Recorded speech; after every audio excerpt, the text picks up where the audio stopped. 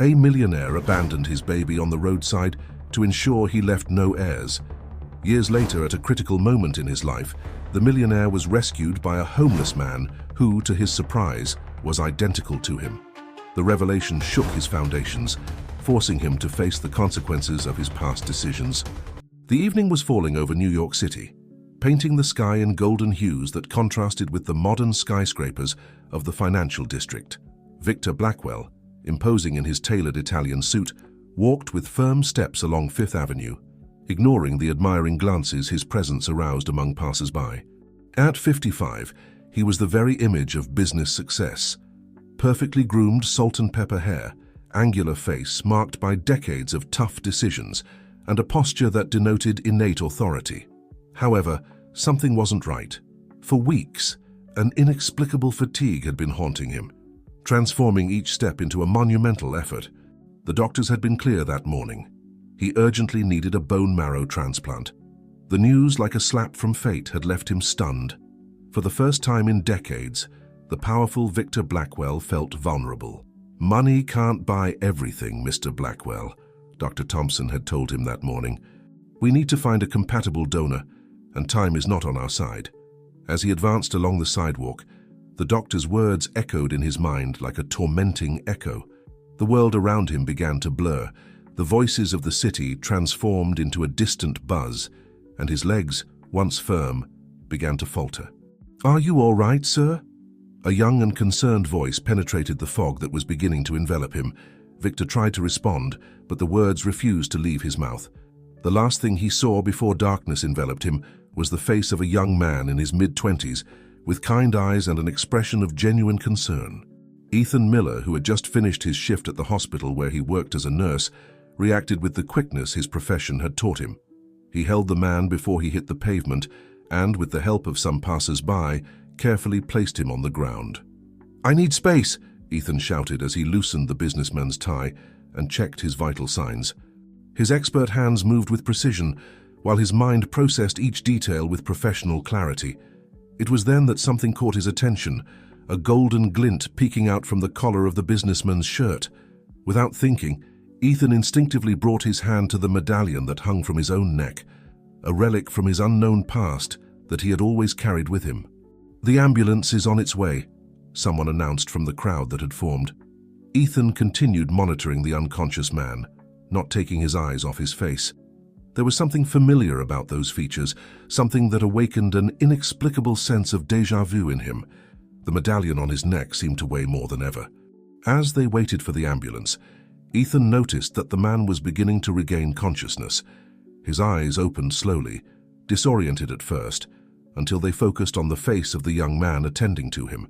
"Easy, sir," Ethan said softly. "I'm a nurse, and I'm here to help you. The ambulance is on its way." Victor, still dazed, fixed his gaze on the young man. Something in those eyes, in that way of speaking, provoked a deep unease in him. And then he saw it. The medallion hanging from Ethan's neck, identical to his own, swinging gently as the young man leaned down to check his vital signs again. Time seemed to stand still. The sounds of the city faded away, and for a moment there were only the two of them, and the twin medallions that connected them across an abyss of 18 years. What's your name?" Victor managed to articulate, his voice trembling. "Ethan Miller," the young man responded, noticing the pallor spreading across the businessman's face. The sound of the ambulance sirens broke the moment.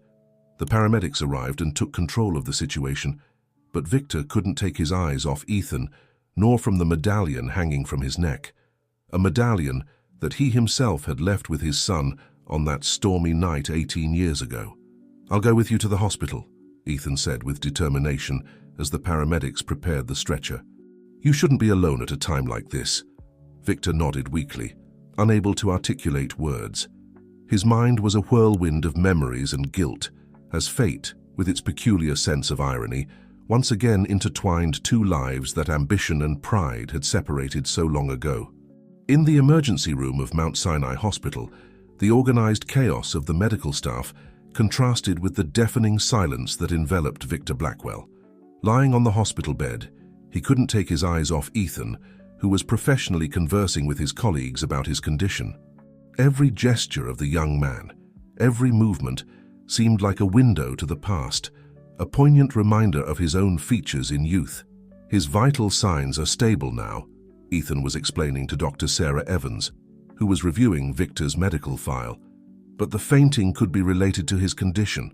What condition? The doctor interrupted, looking up from the papers. Mr. Blackwell needs a bone marrow transplant, Ethan replied, surprising Victor. I heard him mention it as he regained consciousness in the ambulance. Dr. Evans nodded gravely, while Victor observed the interaction with a mixture of admiration and fear. Ethan's presence awakened memories in him that he had tried to bury for years. The torrential rain of that night, the screams of Elizabeth, his mother, demanding that he get rid of the problem, the baby's cries. Mr. Blackwell, Ethan's voice brought him back to the present. Is there someone we can call family? The word family hit Victor like a stab. No, he replied dryly, though his gaze softened as he saw the genuine concern in the young man's eyes. Just my assistant, Patricia Morgan. She's in my phone. Ethan nodded and prepared to make the call, but before he could walk away, Victor stopped him. The medallion, he began, pointing to the object hanging from Ethan's neck. Where did you get it? A shadow crossed the young nurse's face. His fingers instinctively caressed the golden medallion, a gesture that Victor recognized as his own. It's the only thing I have from my previous life, Ethan replied, with a mixture of sadness and pride. My adoptive mother, Grace, says I was wearing it when she found me. Victor's heart skipped a beat. His hands began to tremble as he searched under his own shirt, extracting an identical medallion. Ethan froze, his eyes alternating between both jewels, identical down to the smallest detail. Impossible, Ethan muttered, unconsciously moving closer. At that moment, the door to the room burst open, revealing the imposing figure of Elizabeth Blackwell. At 70 years old, the Blackwell family matriarch maintained the aristocratic bearing that had characterized her all her life. Her cold, calculating eyes scanned the scene before fixing on Ethan. What is this employee doing so close to my son? Elizabeth demanded, her voice as sharp as steel. Mother, Victor began, but Elizabeth interrupted him with a gesture. Patricia called me. I'm here to take you home, Victor. I've already coordinated with your personal physician to attend to you there. Ethan instinctively backed away from the hostility of Elizabeth, but his eyes couldn't stop returning to the medallion Victor was holding. The tension in the room was palpable, charged with secrets and unanswered questions. Mr. Blackwell needs to rest, Dr. Evans intervened, sensing the discomfort in the environment. And we need to perform some additional tests before considering his discharge. Elizabeth straightened to her full height, ready to protest, but something in her son's gaze stopped her. Victor had regained some of his usual composure and was now observing Ethan with an intensity she hadn't seen in years. I'll stay overnight for observation, Victor declared firmly. Ethan, he called to the young man who was already preparing to leave, could you be my assigned nurse? Of course, Mr. Blackwell, Ethan replied, ignoring Elizabeth's withering glare. As Ethan left the room, Elizabeth approached her son's bed. What are you doing, Victor? She whispered urgently. That boy, there's something about him I don't like. Victor closed his eyes, exhausted by the weight of secrets and lies. Mother, he responded in a low but firm voice. For the first time in 18 years, I believe fate is giving me a second chance. Elizabeth paled at hearing these words, recognizing in them a threat to everything she had built. Outside the room, Ethan leaned against the wall, his hand clutching the medallion as a whirlwind of questions and emotions stirred his mind. The night shift at the hospital promised to be the longest of his life. Night stretched over Mount Sinai Hospital like a blanket of black velvet, while Ethan made his night rounds. His steps inevitably led him towards room 507, where Victor Blackwell was resting, or at least trying to do so. Can't sleep? Ethan asked as he entered and found Victor sitting by the window, contemplating the city lights. Sleep and I haven't been good friends lately, Victor replied, turning to observe the young man. The dim light of the room accentuated the resemblance between them, a detail that didn't go unnoticed by either of them. Ethan began to check Victor's vital signs with professionalism, though his hands trembled slightly as he approached. The medallion on his neck seemed to weigh a ton. Your adoptive mother, Grace, Victor began in a soft voice. What is she like? The question took Ethan by surprise, but a smile lit up his face. Grace is extraordinary. She found me on a stormy night in front of St. Patrick's Cathedral. She says I was crying so loudly that she heard me from her apartment half a block away. Victor closed his eyes, the memory of that night hitting him hard. Her stormy night, he repeated, his voice breaking. Yes, during the great storm of 2006, Ethan confirmed, adjusting the IV. Grace always says it was Providence that guided her to me. She couldn't have children of her own, you know, but she says God gave her the son she always dreamed of. In the hallway, Elizabeth Blackwell stopped as she overheard the conversation. She had returned to the hospital intending to convince Victor to move home, but the words she heard left her paralyzed. Grace gave me everything, Ethan continued, unaware of Elizabeth's presence. We didn't have much money, but I never lacked love. She taught me that true wealth is in the heart. Did you ever try to find your biological family? Victor asked, his heart racing. Ethan was silent for a moment, his hands unconsciously playing with the medallion. During my teens, I thought about it many times, but Grace was always honest with me. She told me everything she knew, that she found me with this medallion and a blue blanket with the initials EB embroidered on it. Victor abruptly stood up from the chair, staggering. Ethan instinctively held him, and for a moment father and son were closer than they had been in 18 years. EB, Victor whispered. Ethan Blackwell. In the hallway, Elizabeth stifled a cry. Her hands gripped the doorframe as memories of that stormy night assaulted her. She herself embroidering those initials, thinking that maybe, someday... What did you say? Ethan asked, releasing Victor and taking a step back. Before Victor could answer, a nurse hurriedly entered the room. Ethan, we need your help in the ER. There's been a multiple car accident. Ethan hesitated, looking alternately at Victor and the door. Professional duty won the battle. I'll be back later, he promised, quickly leaving the room. Elizabeth took the opportunity to hide in a nearby room, her mind working frantically. When she was sure Ethan had moved away, she entered her son's room. What do you think you're doing, Victor? She hissed, closing the door behind her. What I should have done 18 years ago, Mother, Victor replied, facing her. Acknowledging my son. Your son? Elizabeth laughed humorlessly. The same one we agreed to give up for adoption to protect the family name. The mistake that almost destroyed everything we built? He was my son, Victor exclaimed, his voice trembling with contained emotion. And I abandoned him because you convinced me it was for the best. But look at him now, Mother. He's a good man, a respected professional. Everything you feared he wouldn't be. Elizabeth approached her son, her face a mask of determination. Victor, think clearly. You need a bone marrow transplant. If this boy turns out to be compatible, he could be your only chance. Don't ruin it with unnecessary sentimentality. Sentimentality? Victor looked at her in disbelief. Is that what you call a father's love for his son? I call sentimentality anything that threatens the empire we've built, Elizabeth replied coldly. And I remind you that there's more at stake than your sudden paternal remorse. At that moment, an envelope fell from Elizabeth's pocket. Victor picked it up before she could prevent it. Upon opening it, his eyes widened in surprise. What is this, Mother? He asked, though the answer was clear in the documents he held. Have you been investigating Ethan all this time? Elizabeth raised her chin, defiant. Of course, did you think I wouldn't realize who he was the moment I saw him? I'm your mother, Victor. I know you better than anyone, and I know our family's features perfectly well.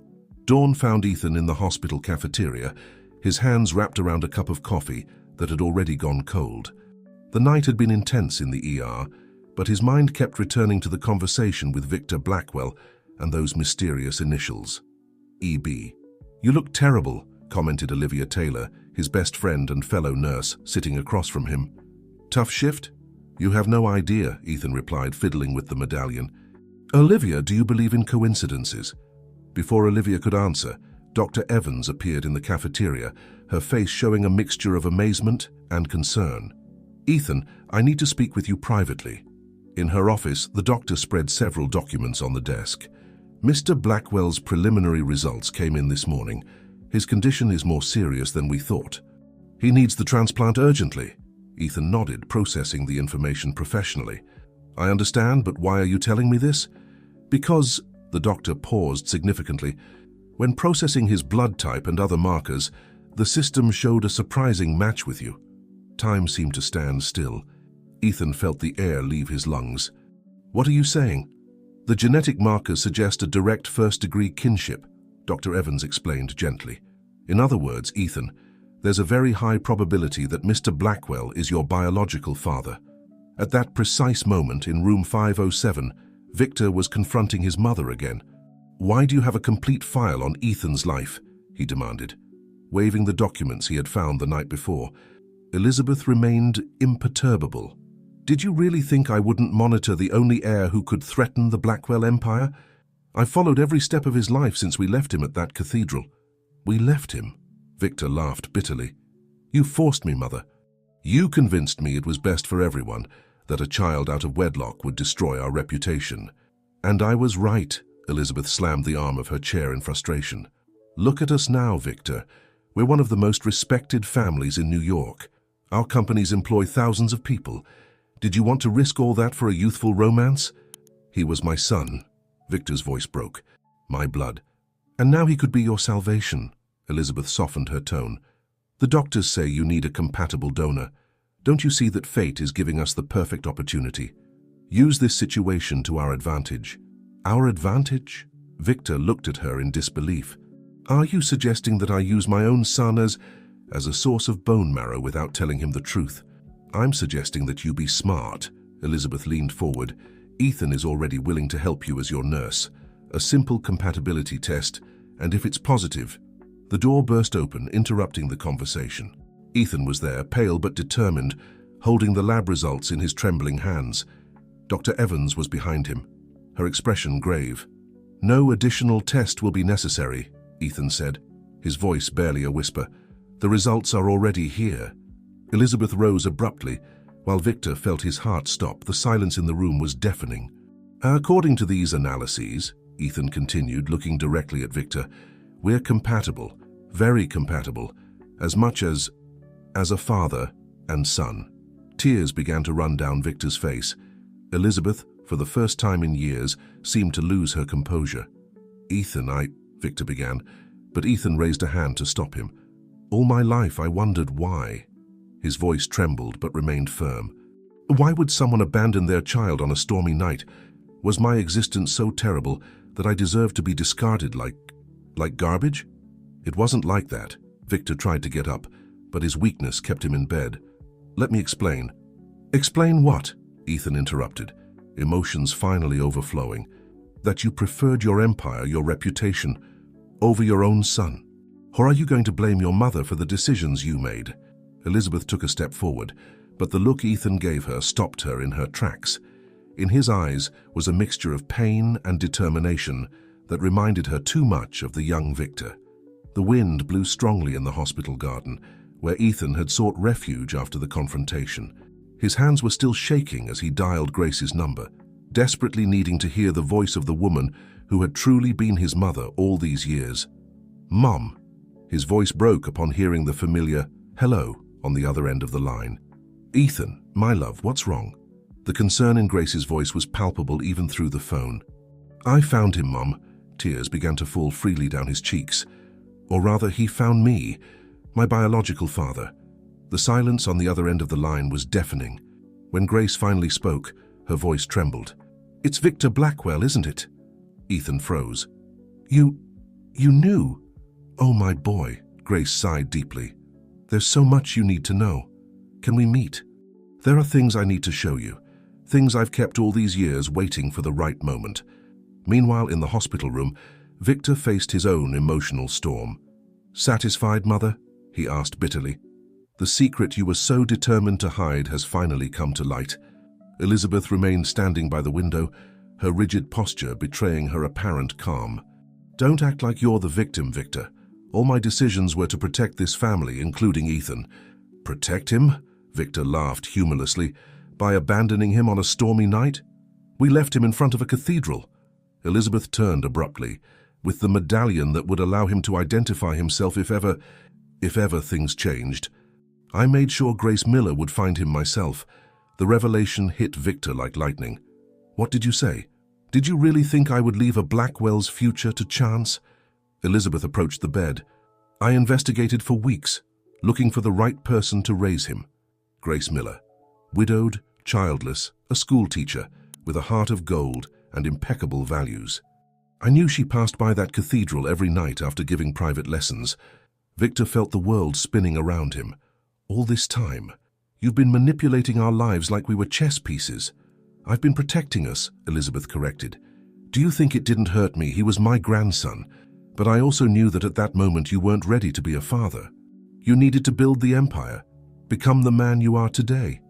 In the garden, Ethan listened attentively to Grace on the phone. When I found you that night, she explained, there was a woman watching from a black car. At first I didn't pay attention to it, but over the years I began to notice her presence at key moments in your life. Your first day of school, your graduation. Elizabeth Blackwell, Ethan muttered, the pieces of the puzzle painfully fitting in his mind. Yes, Grace confirmed. One day when you were 5 years old, she approached me. She offered me money for your education, but I refused. However, she made me promise her something, that I would raise you with the values that she could no longer instill in her own son. Ethan collapsed onto a bench in the garden, overwhelmed. Why did you never tell me? Because I wanted to protect you, my love, and because she made me swear that I would wait until fate brought you together naturally. She said that only then could the truth be revealed without destroying anyone. At that moment, Olivia appeared in the garden, running towards Ethan. Ethan! Mr. Blackwell! He's having a crisis. He needs you. Ethan jumped up, professional instinct momentarily overcoming his emotional turmoil. Mom, I have to go, but this conversation isn't over. I know, my love, Grace replied. I'll be there in an hour. There are letters you need to read, things you need to know before making any decision about the transplant. As he ran towards room 507, Ethan felt the weight of 2 decades of secrets on his shoulders. The medallion on his neck, which had always been a symbol of hope, now felt like a chain binding him to a fate he never asked for. As Ethan entered the room, he found Victor struggling to breathe, while Elizabeth remained paralyzed in a corner. Their eyes met with his biological father's, and for a moment, all the resentment and confusion vanished, replaced by an instinctive concern he didn't even know existed within him. Victor's crisis had been controlled, but the atmosphere in the room remained tense.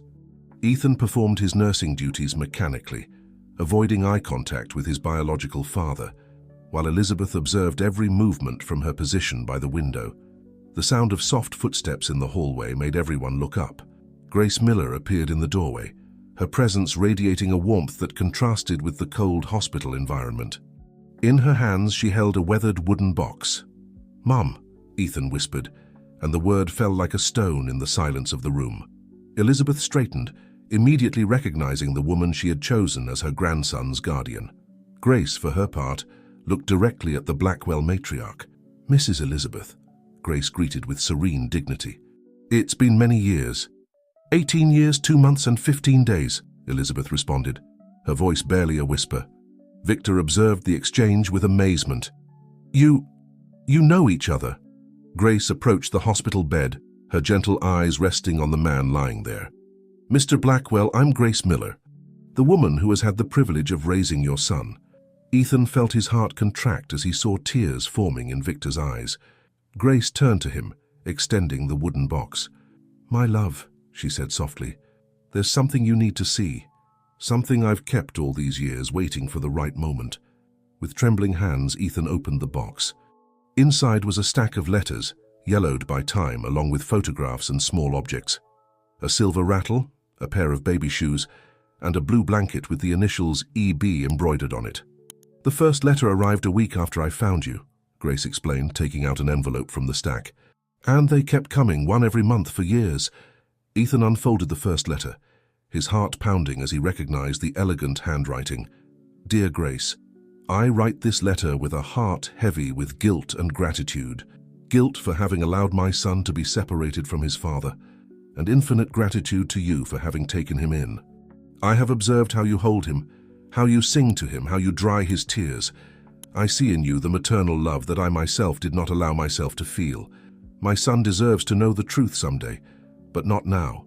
Not while ambition and pride still govern this family. I beg you to protect him, to teach him the values that we have forgotten in our pursuit of power and prestige. The medallion he wears is the key to his inheritance, not only material but spiritual. When the time comes, he will know how to use it to claim his place in this world, with deep respect and remorse, Elizabeth Blackwell. The silence that followed the reading was deafening. Elizabeth had closed her eyes, silent tears rolling down her cheeks. Victor looked at his mother as if seeing her for the first time. "There's more," Grace continued, taking out another letter. "One for each birthday, each Christmas, each important achievement in Ethan's life." Mrs. Elizabeth never stopped watching, never stopped caring, even if it was from the shadows. "Why?" Ethan's voice trembled. "Why keep the secret for so long?" Elizabeth finally approached, her mask of coldness completely melted. "Because I needed to protect you. From my own son, from myself, from this world of appearances and lies that we had built. I wanted you to grow up to be a different man, better than us." "And he is," Grace intervened proudly.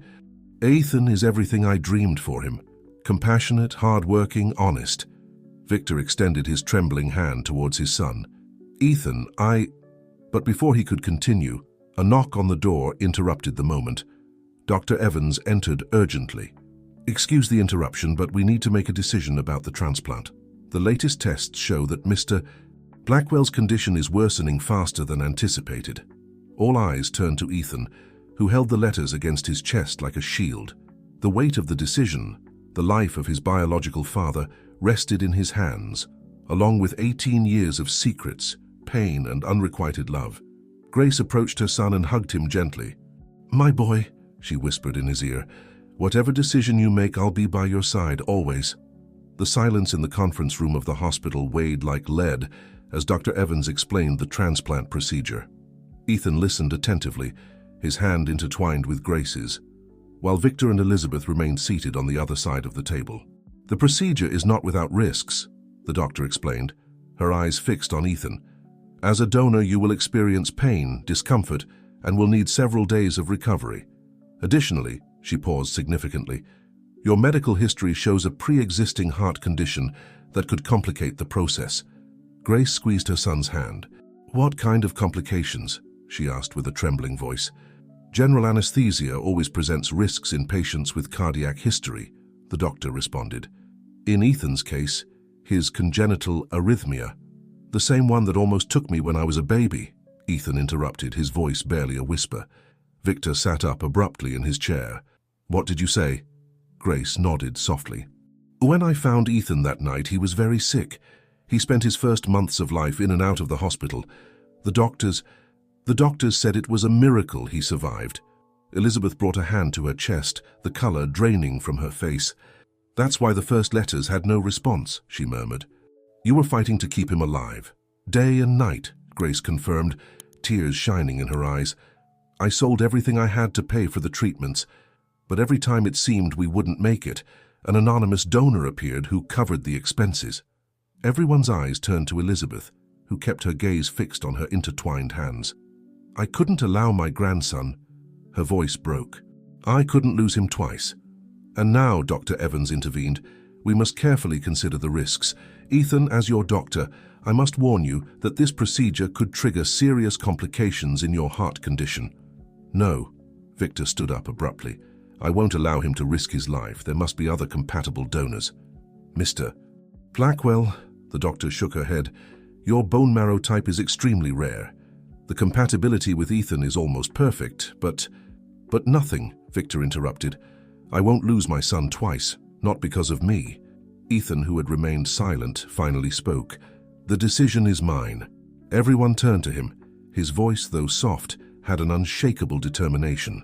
"For years," he continued, "I wondered why I had been abandoned. I wondered if there was something wrong with me, if I wasn't good enough to be loved. But Grace," he looked at his adoptive mother with infinite affection, "taught me that true love isn't about deserving but about choosing." He stood up, taking the medallion from his neck. "This medallion was always a reminder of my origin, of the unanswered questions. But now I see that it's also a symbol of sacrifice. The sacrifice of a grandmother who watched from the shadows." He looked at Elizabeth. "The sacrifice of a mother who gave everything for a child who wasn't hers." He smiled at Grace. "And now it's my turn to choose." "Ethan, please," Victor pleaded. "You don't have to do this." "I don't have to do it," Ethan confirmed. I choose to do it.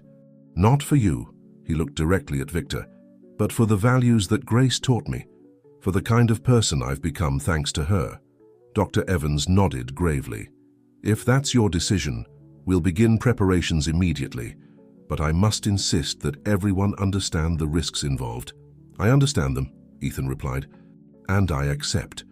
Grace stood up and hugged her son, tears running freely down her face. Elizabeth remained motionless, her face a mask of contained emotions. And Victor looked at his son with a mixture of pride and terror that threatened to break his heart. I'll schedule the procedure for tomorrow morning, the doctor announced. Ethan, I need you to be admitted tonight for preparations. As everyone prepared to leave the room, Olivia appeared at the door, her face showing concern. Ethan, she called softly, there's someone who insists on seeing you. He says he's your brother. The man waiting in the hallway radiated an unsettling presence. Tall, elegant, with the same aristocratic bearing as the Blackwells, but there was something in his eyes that conveyed a calculating coldness. Alexander Blackwell straightened up as he saw Ethan, an enigmatic smile playing on his lips. So it's true, Alexander said, studying Ethan's face. The prodigal son has returned. Elizabeth, who had come out behind Ethan, froze at the sight of Alexander. What are you doing here? Her voice trembled slightly. Can't I visit my sick father? Alexander replied with feigned innocence. Or perhaps I came to meet my younger brother, the legitimate heir of the Blackwells. Ethan took a step back, feeling the tension emanating from Elizabeth. Grace instinctively placed herself at his side, as she had done throughout his life when she sensed her son was in danger. Alexander, Victor's voice resonated from the door of the conference room, where he leaned with evident effort. This is neither the time nor the place. And when will it be, Father? Alexander advanced towards him. When Ethan takes his place as the legitimate heir. When everything I've worked for years is handed to him on a silver platter. I don't want anything, Ethan intervened, his voice firm. I'm here as a donor, nothing more. Alexander laughed humorlessly. Nothing more.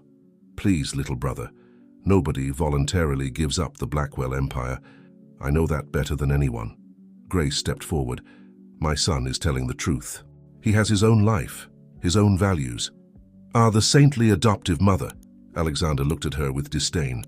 Do you know that while you were raising your precious Ethan with values and principles, I was struggling for a simple acknowledgement from my father? That while he was receiving anonymous donations for his medical treatments, I had to prove my worth every day. Enough! Elizabeth's voice cut through the air like a whip. Alexander, your father needs to rest. Ethan is preparing for a delicate procedure. This is not the time for... For what, grandmother? Alexander interrupted, pronouncing the word grandmother with venom. To remember how you denied me too, how you kept me in the shadows while watching Ethan from afar. Dr. Evans, who had witnessed everything, intervened. Mr. Blackwell, I must ask you to leave. My patients need peace. Patience? Alexander looked at Ethan with renewed interest. You're a patient too? What happened to being the savior donor? My son has a heart condition, Grace responded, defiant, and yet he's willing to risk his life for the man who abandoned him. That, Mr. Blackwell, is true nobility, or true stupidity, Alexander muttered. Then, addressing Ethan, do you know why they really abandoned you, little brother? Have they told you the whole truth about that night? Alexander, Elizabeth's cry echoed down the hall. What truth? Ethan asked, his voice barely a whisper. The truth about the agreement. Alexander smiled maliciously. The agreement between our grandmother and your biological mother, an agreement that involved a considerable sum of money. The color drained from Elizabeth's face. Victor staggered, holding onto the wall. You're lying, Elizabeth whispered. Am I, grandmother? Alexander pulled an envelope from his jacket. Then I suppose these documents are lying too. I found them in your safe. Fascinating reading, I must say. Dr. Evans noticed how Ethan's heart monitor, connected for his pre-procedure evaluation, began to show alterations in its rhythm. Enough, ordered the doctor. Security, please. But the damage was already done. Ethan looked alternately at Elizabeth, Victor, and Alexander, while his heart beat increasingly erratically. Ethan, Grace held him as she saw him stagger. My love, your heart. I need air, Ethan muttered, taking a step back. "Ethan!" Grace's cry echoed down the hall as her son collapsed in her arms. Olivia immediately appeared with an emergency team, while Alexander observed the scene with a mixture of surprise and something else. Guilt? "Everyone out," Dr. Evans ordered as resuscitation maneuvers began. "Now!" Amidst the chaos, the envelope Alexander was holding fell to the floor, its contents spilling out into the hospital hallway like pieces of a macabre puzzle that threatened to destroy what was left of the Blackwell family.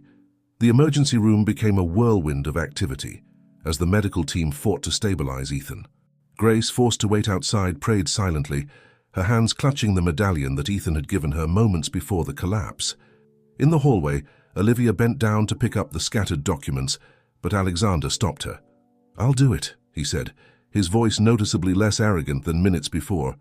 However, Elizabeth was quicker, snatching one of the papers from the floor. 18 years, Elizabeth muttered, reading the document with trembling hands. 18 years keeping this secret, and now— "What secret, Mother?" Victor demanded, leaning heavily against the wall. Elizabeth looked up, her eyes full of unshed tears. Ethan's mother, Sophia Carter. She didn't voluntarily abandon her son.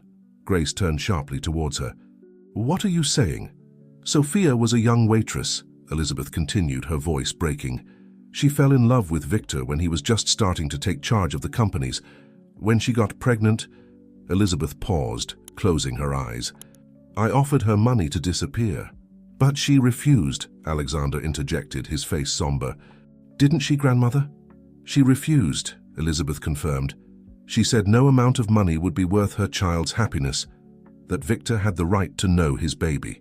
Victor slid down the wall until he was sitting on the floor, the weight of the revelation crushing him.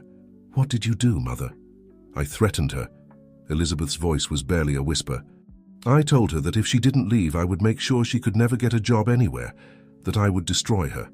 But that wasn't all," Alexander added, pulling another document from the floor. "When Sophia kept refusing, Elizabeth resorted to more persuasive methods. I pressured her until she signed the papers relinquishing parental rights," Elizabeth admitted. "I told her it was best for the baby, that with us he would have a bright future. And then," Alexander pressed, "and then I helped her leave the country." Elizabeth straightened up, facing the accusing looks. "I got her documents, a job in England. I promised her the child would be all right." Grace, who had listened to everything in silence, finally spoke. "Is she alive?" The silence that followed was deafening. "Yes," Elizabeth finally responded. "She lives in London." She never stopped asking about Ethan. At that moment, Dr. Evans came out of the emergency room, her face showing professional concern.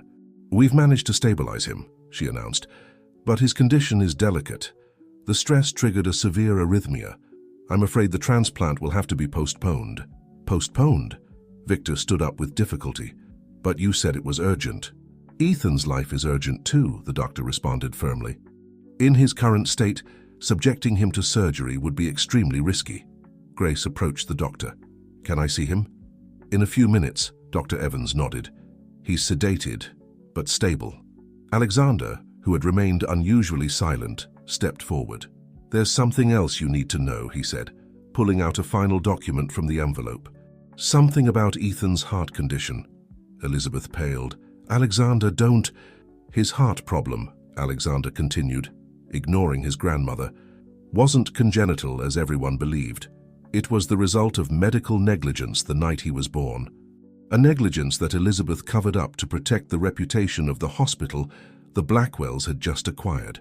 The revelation fell like a bomb in the hallway. Grace brought her hands to her mouth, stifling a cry. Victor looked at his mother in horror. "Is it true?" Grace asked, her voice trembling with rage. "All those months my baby fought for his life, ours were because of you." Elizabeth began, but the words seemed to choke her. At that moment, a sharp sound from the emergency room interrupted the confrontation. Dr. Evans ran back in, shouting orders to her team. "He's going into fibrillation," was heard from inside the room. "Prepare the defibrillator." Grace collapsed into a chair, her face bathed in tears. Alexander, surprisingly, was the one who approached to support her. "I'm sorry," he muttered, his mask of coldness completely melted. "I didn't want this to happen. I just wanted the truth." Elizabeth remained motionless in the center of the hallway, the documents still in her hands, while the sound of machines and urgent voices of the doctors filled the air. The weight of 18 years of secrets and manipulations had finally caught up with her, and now her grandson's life hung by a thread for the second time. The hours in the waiting room turned into endless torture. Grace kept her eyes fixed on the emergency doors, her lips moving in a silent prayer. By her side, surprisingly, Alexander remained seated, his usual arrogance replaced by an expression of genuine concern. "Mrs. Miller," Alexander murmured after a long silence, "there's something you should know about why I came today." Grace looked at him, noticing for the first time the resemblance he also bore to Victor. Beneath the mask of coldness, there was a wounded young man seeking his place in the world. "When I discovered the documents in Elizabeth's safe," Alexander continued, "I didn't just find the truth about Ethan. I also found letters. Letters my mother wrote to Victor, begging him to acknowledge me." On the other side of the room, Victor raised his head, listening intently. "Your mother," Grace said softly. "What happened to her?" "She..." Alexander swallowed hard. "She never recovered from the rejection. She spent years trying to get Victor to acknowledge me, sending letters, photos. Elizabeth intercepted everything. When I finally managed to contact Victor on my own, I was already an adult. And I acknowledged you," Victor intervened, his voice laden with remorse. "But it was too late." "Too late," Alexander repeated bitterly. "My mother had fallen ill with heart disease, worn down by years of struggle. When I finally obtained the Blackwell surname, she was no longer there to see it." Elizabeth, who had remained silent in a corner, visibly shuddered. "That's why..." Grace began to understand. "That's why you reacted like that when you saw Ethan." "He had what I never had," Alexander admitted. "A mother who loved him unconditionally, a grandmother who, albeit from the shadows, watched over him. Even Victor, who didn't even know of his existence, kept his medallion as a treasure." At that moment, Dr. Evans emerged from the emergency doors, her face showing signs of exhaustion. "We've managed to stabilize him again," she announced, "but his heart is very weak. He'll need specialized treatment before we can even consider the transplant." "What about Victor?" Elizabeth asked, her voice barely a whisper. "Without the transplant, we'll look for other options," the doctor responded firmly. "For now, Ethan can receive a brief visit. Mrs. Miller." But before Grace could stand up, Alexander spoke. "Wait, there's something else you need to know." He turned to Victor. "Father, I'm compatible." A stunned silence filled the room. "What are you saying?" Victor asked, sitting up with difficulty. "I had the tests done weeks ago when I found out about your condition," Alexander explained. "I'm compatible. I can be your donor." Elizabeth took a step forward. "Alexander, son, I'm not doing it for you," Alexander interrupted, looking at his grandmother. "I'm not even doing it for Victor. I'm doing it for Ethan, because he showed me what it truly means to be a Blackwell." Grace stood up, and to everyone's surprise, hugged Alexander. "Thank you," she whispered. "You can go see Ethan now," Dr. Evans gently reminded them. In the room, Ethan lay connected to multiple monitors, his face pale but serene. Grace sat beside his bed, taking his hand in hers. "My brave boy," she murmured, caressing his forehead. Alexander remained in the doorway, observing the scene. "Mrs. Miller," he called softly, do you think Ethan will be able to forgive us someday? All of us?" Grace looked at her sleeping son, remembering all the nights she had heard him wondering about his biological family. "Forgiveness," she finally responded, "is like love. It's not earned, it's chosen. And my Ethan, he always chooses to love." From his bed in the adjoining room, Victor listened to the conversation through the wall, tears flowing freely down his face. For the first time in his life, he understood that true wealth wasn't in the empire he had built, but in the hearts he had hurt in the process. Elizabeth, standing in the hallway between both rooms, took out one last letter from her purse, one she had never had the courage to deliver. It was from Sophia, Ethan's biological mother, dated just a month ago. Elizabeth entered Ethan's room silently, where Grace continued to watch over her son's sleep. The Blackwell matriarch seemed to have aged years in the last few hours, her usual aristocratic bearing replaced by the weight of guilt. "Grace," she called softly, "there's something you need to read." Something I perhaps should have shown you all a long time ago." With trembling hands, Elizabeth extracted the letter from her purse. The paper, although recent, showed signs of having been read multiple times. Grace took the envelope cautiously, as if it might burn her fingers. "It's from Sophia," Elizabeth explained. "Ethan's biological mother." Grace held her breath as she began to read. "Dear Elizabeth, after 18 years, these words flow with the force of a river, contained for too long. Every day since I left New York, I have lived with the weight of my decision, or rather, the decision you forced me to make. I have followed my son's life from afar, thanks to the few pieces of news that reached me through contacts at the hospital. I know he's healthy, that he's a nurse, that he saves lives. I know that a wonderful woman named Grace has raised him with the love I couldn't give him. For that, my first word to you after so long is thank you. Not thank you for taking me away from my baby, but thank you for making sure he reached someone like Grace. In my initial pain and anger, I couldn't see that perhaps in your twisted way of doing things, you were trying to protect not only the Blackwell name, but also my son. Now I know that Ethan has heart problems. Doctors in London have confirmed that it's a hereditary condition in my family, not medical negligence as you always believed. My father and my brother suffered from it too. This knowledge torments me, because it means I've bequeathed him not only a medallion, but also this struggle. Elizabeth, I'm returning to New York, not to claim a place in Ethan's life that doesn't belong to me, but because doctors in London have developed an experimental treatment for his specific type of arrhythmia. I've been working with them for months, studying Ethan's case through the medical reports you've been sending to the hospital. I know Victor is sick and needs a transplant. I also know that Ethan, with his noble heart that he inherited from who knows where, will want to help his father. But before that happens, he needs to receive this treatment.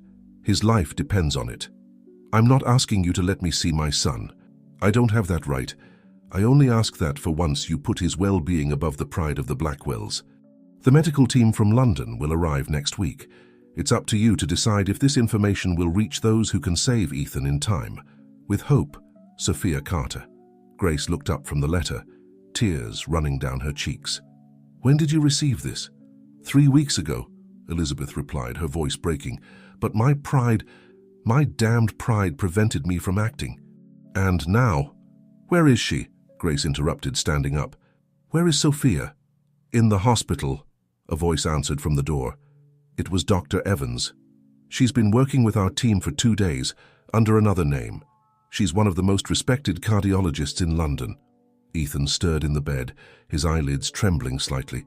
Grace ran to his side while Elizabeth retreated towards the door. Is she here?" Elizabeth whispered. "She's in my office," the doctor replied, "with the complete protocol of the treatment that could save Ethan's life. But we need to act fast." At that moment, Ethan opened his eyes. His gaze, though clouded by medication, fixed on the letter that Grace still held. "Mum," he whispered weakly. Grace leaned over him, kissing his forehead. "I'm here, my love." "No." Ethan tried to focus his vision. "My other mum, I saw her. She was here, checking the monitors. I thought I was dreaming." Elizabeth brought a hand to her chest, while Dr. Evans nodded softly. "It wasn't a dream, Ethan," the doctor confirmed. "Dr. Carter has been personally monitoring your condition since she arrived. I need to see her." Ethan tried to sit up, but the monitors began to sound in protest. "What you need is the treatment," Dr. Evans intervened firmly, "and she's the only one who can administer it correctly." Grace looked at Elizabeth, who remained paralyzed at the door. "It's time," she said softly. "It's time for all the truths to come to light." Elizabeth nodded slowly, tears shining in her eyes. "I'll go get her," she whispered, turning towards the hallway. In his adjoining room, Victor listened to everything, his heart beating painfully. His son had not only found his father, but was about to reunite with the mother he should never have lost. And all thanks to the unconditional love of 3 extraordinary women: Grace, who raised him; Elizabeth, who protected him from the shadows; and Sophia, who never stopped fighting for him, even from afar. Time seemed to stand still when Sophia Carter entered the room. At 43, she maintained the same sweetness in her gaze that had captivated Victor 2 decades ago. Her white doctor's coat couldn't hide the trembling of her hands as she approached the bed where Ethan lay. Grace instinctively took a step back, but Ethan held her hand. "Don't go, Mom," he whispered. "I need you here." Sophia stopped at the foot of the bed, her eyes drinking in every detail of her son's face. "You're exactly as I imagined," she said softly, her voice breaking. "You have your paternal grandmother's eyes, but the smile is mine." Ethan observed her with a mixture of emotions on his face. "I saw you before," he said, "when you were checking the monitors. I thought I was dreaming. I couldn't resist the temptation to take care of you, even if it was from the shadows," Sophia admitted. "As I've done for 18 years. "Why?" Ethan's question floated in the air, laden with decades of doubt and pain. Sophia looked at Grace, who nodded gently, encouraging her to continue. "Because sometimes," Sophia began, "the greatest love a mother can show is to step away. When Elizabeth offered me money to disappear, I refused. But when she showed me the opportunities the Blackwells could offer you—" "You abandoned me for money," Ethan interrupted, the pain evident in his voice. "No," Sophia took a step forward. "I left you because at that moment, I was a 25-year-old waitress, with no college education, no resources. Elizabeth offered me an option. I could keep you with me, condemning you to a life of hardship, or I could let you go, accept the opportunity to study in England, and become someone who could help you if you ever needed me." "And you did," Dr. Evans interjected. "Dr. Carter is one of the most respected cardiologists in Europe. Her research on hereditary arrhythmias has saved hundreds of lives." Ethan looked at the monitors recording his heartbeats. "The heart condition, it comes from you?" Sophia nodded. "From my family. When I found out about your heart problems, I dedicated my life to finding a treatment. Every patient I attended to, every research I conducted, it was all thinking of you." Grace, who had remained silent, spoke. "That's why those specialists appeared when Ethan was little. The doctors who suggested specific treatments. They were my colleagues," Sophia confirmed. "I asked them to supervise him to keep me informed. Elizabeth never refused to grant them access." At that moment, Alexander appeared at the door. "The team from London is setting up the equipment in the operating room," he announced. "Everything is ready to start the treatment." Sophia turned to Ethan, her face adopting a professional expression that barely concealed her emotion. "The treatment we've developed could correct the arrhythmia permanently. It's a complex procedure, but we have a 94% success rate." "And afterwards, will I be able to be a donor for Victor?" Ethan asked. All eyes turned to him, surprised by his persistence in helping his father. "Ethan," Alexander intervened, "it's not necessary. I will be the donor." "What?" Ethan looked at his newly discovered brother in surprise. "It's the right thing to do," Alexander replied. His former hostility completely vanished. "You taught me something important. Being a Blackwell isn't about inheritances or business empires. It's about doing the right thing even when it hurts." Sophia moved closer to Ethan's bed, finally allowing herself to touch his hand. "Before making any decision about the transplant, we need to cure you first. Would you let me try? Would you give me the chance to be your doctor since I couldn't be your mother?" Ethan looked at Grace, who nodded with tears in her eyes. Then he looked at Sophia, and for the first time he saw in her eyes not the woman who had abandoned him, but the one who had sacrificed everything to be able to save him someday. "I have 2 questions, he finally said. "First, will this treatment really work?" "I've dedicated my life to perfecting it," Sophia replied. "It will work." "Second question," Ethan squeezed Grace's hand while looking at Sophia. "Is there room in a heart for 2 mothers?" Tears began to flow freely down Sophia's face. Grace approached and, in a gesture that surprised everyone, took Ethan's other hand, joining the 3 hands over his heart. "Love," Grace said softly, "never divides. It multiplies." The surgical prep room buzzed with activity from the London medical team as they prepared Ethan for the procedure. Sophia, now in her professional element, reviewed every detail with meticulous precision. "The treatment will be carried out in 2 phases, she explained to Ethan and Grace. "First, we'll introduce a special catheter that will allow us to map exactly where the arrhythmias originate. Then we'll use a revolutionary ablation technique that we've developed in London." Grace held Ethan's hand, observing how Sophia worked. It was fascinating to see the transformation. The vulnerable woman who had cried upon reuniting with her son now moved with the confidence of years of medical experience. "Will it hurt?" Ethan asked. though his voice showed no fear but professional curiosity. "You'll be under general anesthesia," Sophia responded with a warm smile. "When you wake up, you'll feel discomfort, but nothing we can't manage with medication." At that moment, Elizabeth appeared at the door. "May I come in?" Sophia visibly tensed, but maintained her professional composure. Ethan nodded, and the Blackwell matriarch entered with uncertain steps, so different from her usual authoritative walk. "Before the procedure," Elizabeth said, taking something out of her purse, "I want you to have this." In her hands, she held an ancient silver rosary. It belonged to your great-grandmother. She used it in every important moment of her life, and now it should be yours. Ethan took the rosary with trembling hands. "Why now?" he asked softly. "Because I finally understand," Elizabeth replied, her voice breaking. "I understand that the true legacy of the Blackwells isn't in our companies or our name. It's in the love I tried to deny for so long." Sophia, who had been observing the scene while preparing the instruments, spoke without looking up. "The love you denied almost cost your grandson his life. Twice." "I know," Elizabeth turned to her. "And I'll spend the rest of my life trying to repair the damage I caused. To all of you."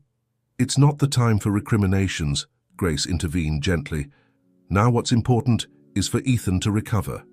As if to confirm her words, Alexander entered with Dr. Evans. "Everything's ready in the operating room," the doctor announced. "The London team is prepared." Sophia nodded and began the final preparations. "Ethan, I need you to relax. Think of something nice, something that gives you peace." Ethan closed his eyes, squeezing the rosary in one hand and Grace's hand in the other. "I'm thinking about the day you took me to the sea for the first time, Mom Grace, and how you explained to me that the waves are like the ocean's heartbeats." Grace smiled through tears. "And now your other mom is going to make sure that your heart's beats are as constant as those waves." Sophia, with contained tears, began to administer the anesthesia. "Count backward from 10, my love. 10, 9, 8. Ethan's voice faded as his eyes closed. In the hallway, Victor waited in a wheelchair, accompanied by Alexander. "Do you think he'll ever be able to forgive me?" he asked his older son. "Ethan has already forgiven you," Alexander replied.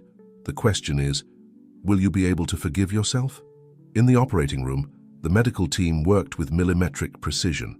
Sophia, with years of preparation for this moment, directed every movement with the concentration of someone who knows they are treating not just a patient, but the son that fate had returned to her. "Beginning cardiac mapping," one of the specialists announced. The screens showed Ethan's heart in detail, each irregular beat telling a story of struggle and survival. Sophia observed the patterns with expert eyes, recognizing in them the same irregular rhythm she had inherited from her family. "It's like looking in a mirror," she murmured to herself. "But this time I can fix it." In the waiting room, 3 generations of women awaited in a silence charged with hope. Grace, who had raised him with unconditional love. Elizabeth, who now faced the consequences of her decisions. And in spirit, the Blackwell great-grandmother, whose silver rosary rested on Ethan's chest, marking each beat with a silent prayer. "Love multiplies," Grace repeated in a low voice, remembering Ethan's words. "And today that multiplied love is going to save him." The hours dragged on in the waiting room like drops of thick honey. Grace nervously knitted with some threads that Olivia had gotten for her, her fingers creating patterns that reflected the complexity of her emotions. Elizabeth observed the hypnotic movement of her hands, remembering how her own mother used to knit while waiting for important news. "What are you knitting?" Elizabeth finally asked, breaking the heavy silence. "A blanket," Grace responded without looking up. "I always knit when I'm worried." "I knitted one just like this the first night Ethan spent in the hospital when he was a baby." Alexander, who had been pacing back and forth, stopped. "What was he like? As a baby, I mean." A soft smile illuminated Grace's tired face. "So small, but with such a strong will. He cried a lot at night, as if his little heart knew something wasn't right. But when I sang to him, he calmed down immediately." "What did you sing to him?" Elizabeth asked, her voice barely a whisper. "Rock-a-bye baby," Grace replied. "The same song my mother sang to me. It's curious." She paused, her hand stopping for a moment. "In all those nights of crying and worry, I never felt alone. It was as if someone else was watching over him." "Because someone was," Elizabeth admitted, There were nights when I stayed in my car, in front of your house, listening to his cries through the open window. I wanted to come in, to explain, to help you, but my pride—" "And I," interrupted a voice from the door. It was Victor in his wheelchair. "I was there too once. On the night of his first birthday." Grace looked at him in surprise. "The box of toys, the one that mysteriously appeared on the porch." "It was me," Victor confirmed. "Elizabeth had told me that that Ethan had been adopted by a good family. She didn't tell me who or where, but one night I followed her. I saw her park in front of your house. I couldn't resist leaving something for my son." Alexander sat heavily in a chair. "Meanwhile, my mother and I were living on the other side of the city, waiting for you to deign to acknowledge me." "Alexander," Victor began, but his older son raised a hand. "I don't say it with resentment, not now," he clarified. "I say it because I finally understand why she never stopped trying. A mother's love, or a father's, knows no pride." At that moment, Olivia approached with coffee for everyone. "Dr. Evans says the procedure is going well. They're in the final phase." In the operating room, Sophia worked with millimetric precision, her hands guiding the catheter with the delicacy of someone weaving precious lace. "Starting ablation of the last focus," she announced to the team. "Vital signs stable." Meanwhile, in the waiting room, Grace had resumed her knitting, but now included a new pattern in the blanket. "What's that?" Elizabeth asked, pointing to the design. "A heart," Grace replied. "But look closely. It's not just one heart, they're three intertwined." Elizabeth looked at her curiously. "One for each mother," Grace explained softly. "Sophia, who brought him into the world and now fights to heal him. Me, who had the privilege of raising him. And you, Elizabeth, who, although in a twisted way, never stopped protecting him." Alexander approached to observe the design. "It's beautiful," he said, "like everything true love creates." "True love," Victor repeated, his voice breaking. "Something you and Ethan are teaching me, each in your own way." Elizabeth suddenly stood up, walking to the window. "There's something else you should know," she said without turning around. "Something I've kept all these years." Everyone looked at her expectantly. "The night Ethan was born," she began, her voice trembling. "It wasn't just the heart condition that complicated everything. There was something else, something I saw in Sophia's eyes when she held her baby for the first time." "What did you see?" Grace asked softly. "The same unconditional love I saw in my mother's eyes when I was born," Elizabeth replied, turning with tears in her eyes. "And it terrified me. It terrified me because at that moment I understood that no amount of money, no threat, no manipulation could break that bond. That's why I had to separate them physically, because I knew their hearts would always be connected." At that precise moment, the operating room door opened and Sophia appeared, her face showing signs of exhaustion, but also a hopeful smile. "The procedure is finished," she announced. "His heart, our son's heart, beat strongly and regularly." The recovery room was dimly lit when Ethan began to wake from the anesthesia. The first thing he perceived was the regular and strong sound of his own heartbeat on the monitor, a rhythm he had never heard with such clarity before. "Welcome back, my love," whispered Grace, who hadn't moved from his side. Ethan blinked slowly, adjusting to the dim light. His left hand automatically found the great-grandmother's rosary, which Elizabeth had insisted he keep during the procedure. "The sound," he murmured, his voice hoarse from intubation. "My heart thinks it sounds different." "It sounds as it should," Sophia replied, approaching from the other side of the bed. With professional but tender gestures, she checked the monitors. "Strong, steady, healthy." "Like the sea," added Grace, recalling their earlier conversation. Ethan tried to smile, though fatigue weighed on every muscle in his body. "It worked, then?" "Perfectly," Sophia confirmed, finally allowing herself to take her son's free hand. "The procedure was a complete success. The arrhythmic foci have been corrected, and your heart is responding exactly as we expected." At that moment, Alexander appeared at the door, pushing the wheelchair where Victor sat. "May we come in?" Ethan nodded weakly. Elizabeth, who had been waiting in the hallway, followed them, staying discreetly in the background of the room. "How do you feel, little brother?" Alexander asked, and for the first time, the term sounded genuinely affectionate. "Like I've run a marathon," Ethan responded. "But my heart, it feels light." "That's because it finally beats in sync with your soul," Grace said softly, adjusting the pillows under his head. Victor approached in his wheelchair, his eyes bright with unshed tears. "Son, Not now, Father," Ethan interrupted gently. "There's time for difficult conversations. Now just stay here." Sophia observed the scene with a mixture of emotions on her face.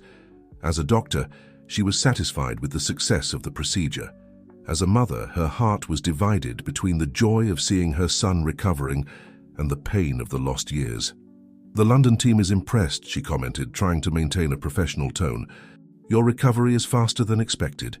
"He has good genes," Elizabeth said from her corner, and for the first time that night, a small smile appeared on her face. "And a better heart," added Alexander, "in every sense."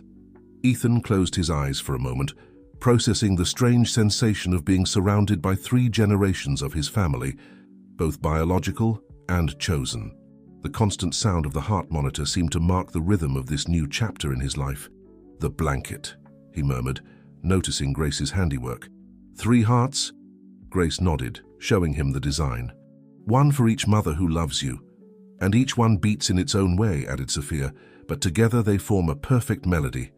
Elizabeth finally approached the bed, her steps uncertain but determined. "Ethan, there's something I want to show you." From her purse, she took out a small photo album. "These are yours. Photos I took in secret all these years." Ethan's hands trembled slightly as he opened the album. There he was. His first day of school, a swimming competition in high school, his graduation as a nurse. Moments he thought were private, captured by the lens of a grandmother who loved him from the shadows. "At every important moment," Elizabeth whispered, "I was there. Not in the right way, not as I should have been, but I was there. Like all of us," added Victor, "in one way or another, orbiting around your light, son, even when we didn't know it was you who attracted us." Alexander approached the window, slightly opening the curtains to let in the first rays of dawn. "A new day," he said.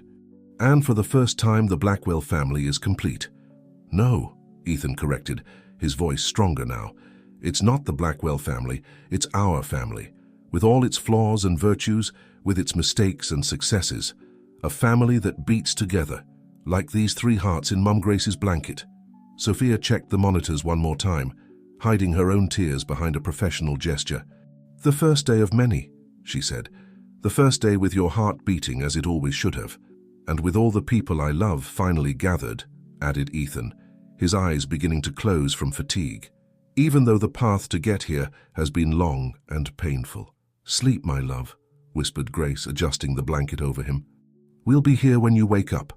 "Everyone," Ethan murmured, already half asleep. "Everyone," 3 voices confirmed in unison.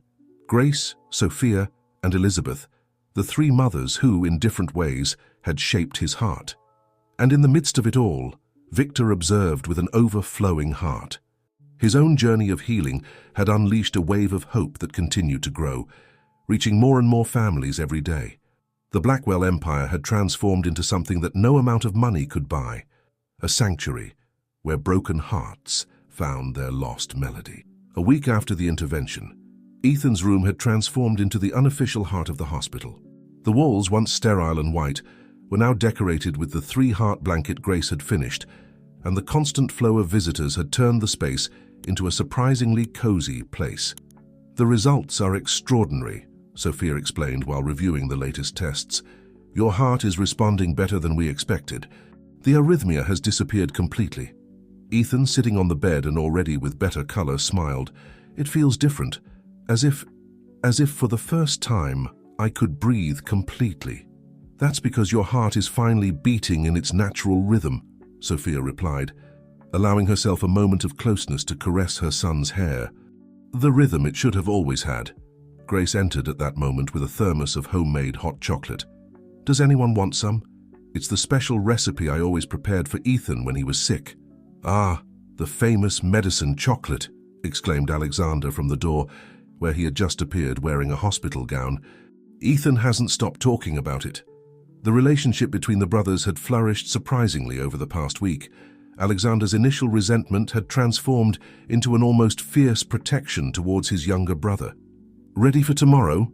Ethan asked, observing his brother's hospital gown. Alexander nodded, sitting in the chair next to the bed. "All the exams are in order. Doctor, Evans says we can proceed with the transplant as scheduled. You're nervous, it wasn't a question. A little, Alexander admitted, but after seeing you recover so well, I feel like there's nothing to fear. Sophia reviewed Alexander's file that she carried with her. Your vital signs are perfect, and the compatibility with Victor is excellent. The operation should be relatively straightforward. Nothing is straightforward when it comes to the Blackwells, Elizabeth interrupted, entering the room. Her comment, which a week ago would have sounded bitter, now carried an almost joking tone. How's father? Alexander asked. Anxious, Elizabeth replied. But more than for the operation, I think he's nervous about the conversation he wants to have with all of us tonight. Ethan and Alexander exchanged glances. Over the past week, while Ethan recovered and Alexander prepared for the transplant, Victor had been unusually thoughtful, spending long hours in private conversations with his lawyers. Does it have to do with the family empire? Alexander asked, tensing slightly. It has to do with the future, a voice answered from the door. Victor entered in his wheelchair, pushed by Olivia. With the kind of legacy I want to leave. Grace began to serve the chocolate in cups, including one for Victor. Do you want to have that conversation now? It's the right time, Victor replied, accepting the cup gratefully. Before tomorrow's transplant, I need everyone to understand my intentions. Ethan tried to sit up better in bed, but Sophia gently stopped him. Easy. The procedure was a success, but you still need rest. I'm fine, Mom, Ethan responded, and the naturalness with which the word Mom left his lips made Sophia's eyes moisten. My sons, Victor began, his voice stronger than it had been in days. Alexander, Ethan, and yes, Olivia, you should stay too. What I'm going to say affects the future of the hospital. Everyone found a place in the room, forming an intimate circle around Ethan's bed. Elizabeth remained near the window, her posture tense but expectant. During this week, Victor continued, I've had a lot of time to reflect.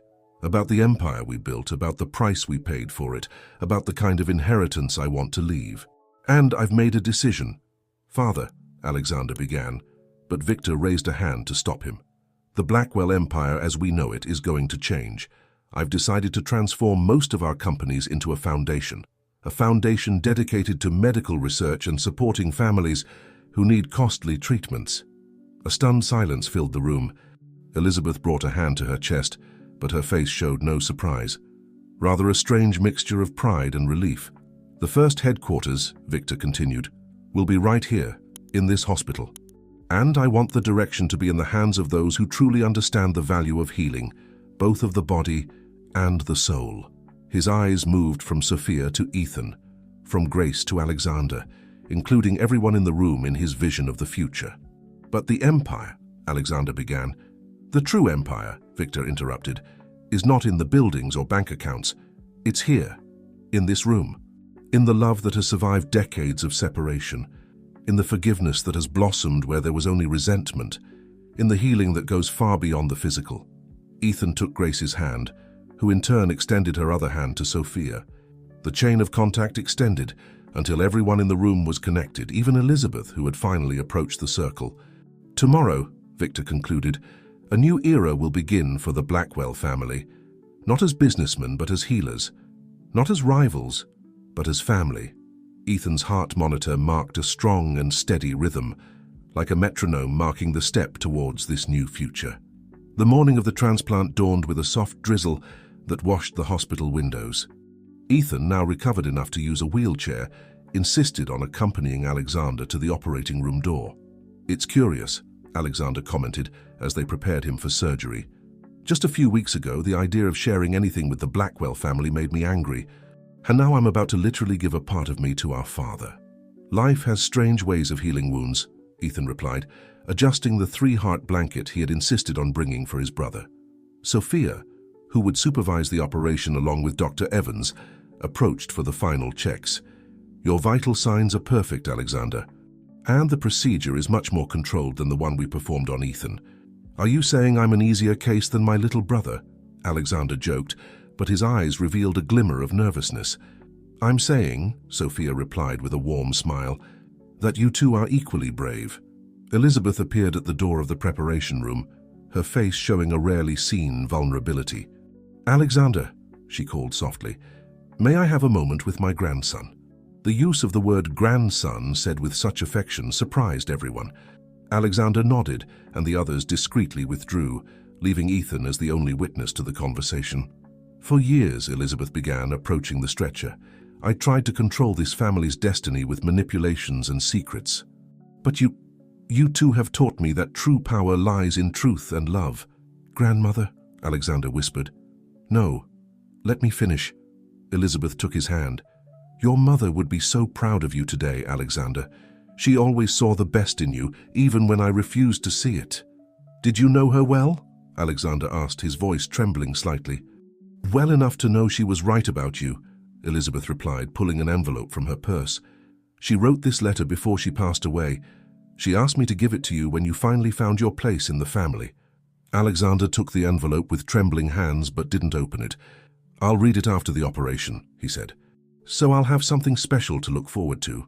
Grace entered at that moment with a thermos. "Medicine chocolate for the other son of my heart," she announced, and the naturalness with which she included Alexander in her maternal love made the young man's eyes moisten. "Am I your son now too?" he asked with a mixture of jest and hope.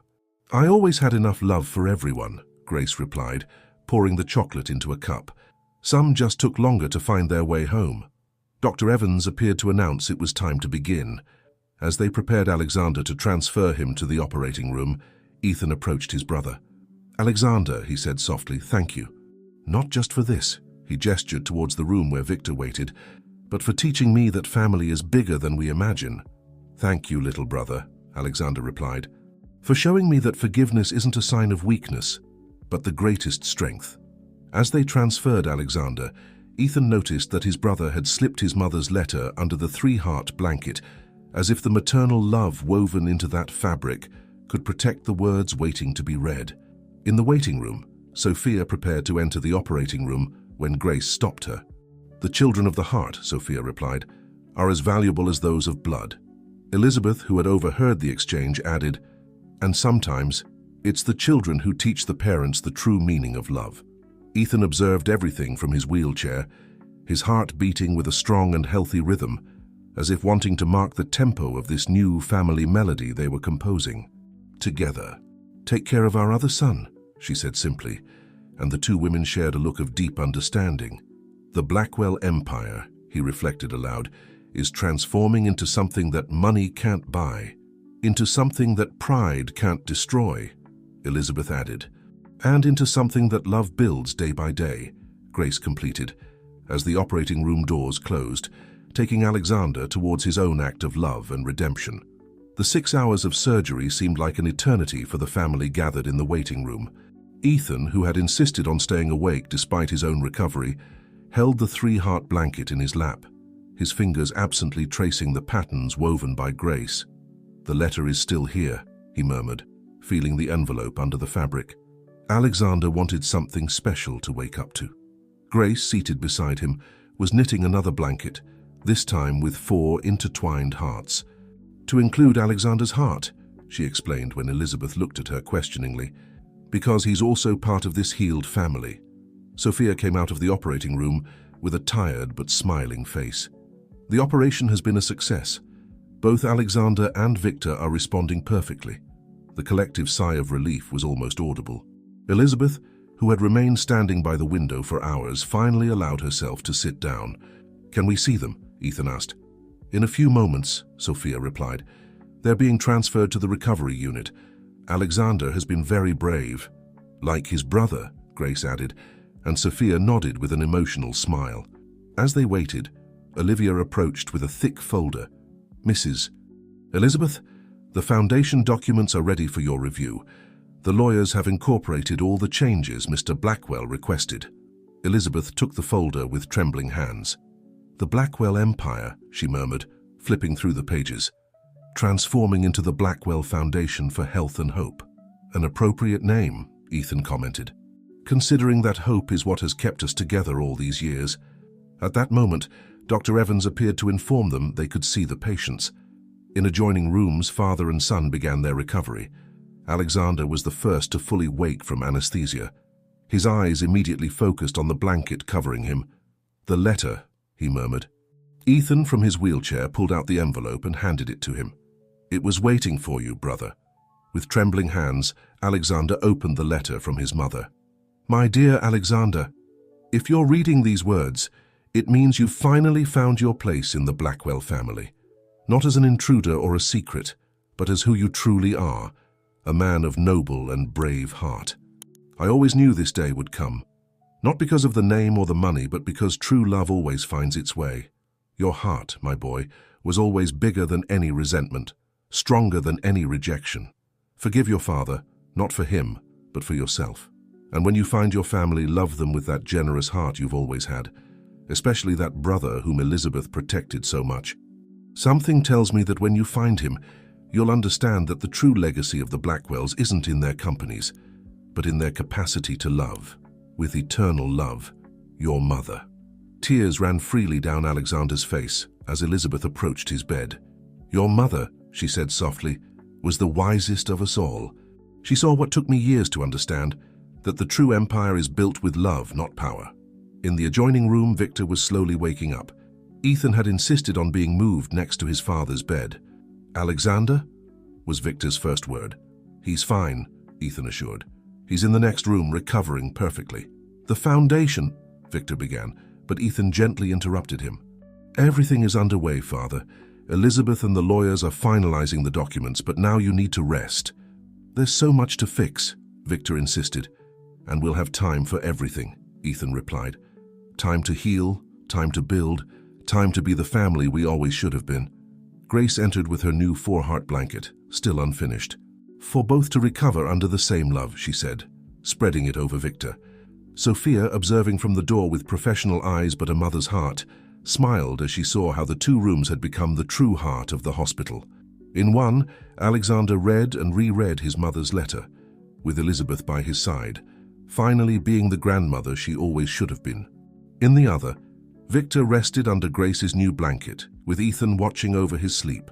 "The empire transforms," she murmured to herself, "and with it, all of us." A week after the operation, the boardroom of Angel Hospital had become the temporary operations center for the nascent Blackwell Foundation. The walls, once decorated with portraits of illustrious doctors, now displayed plans and projects for the expansion of the social care program.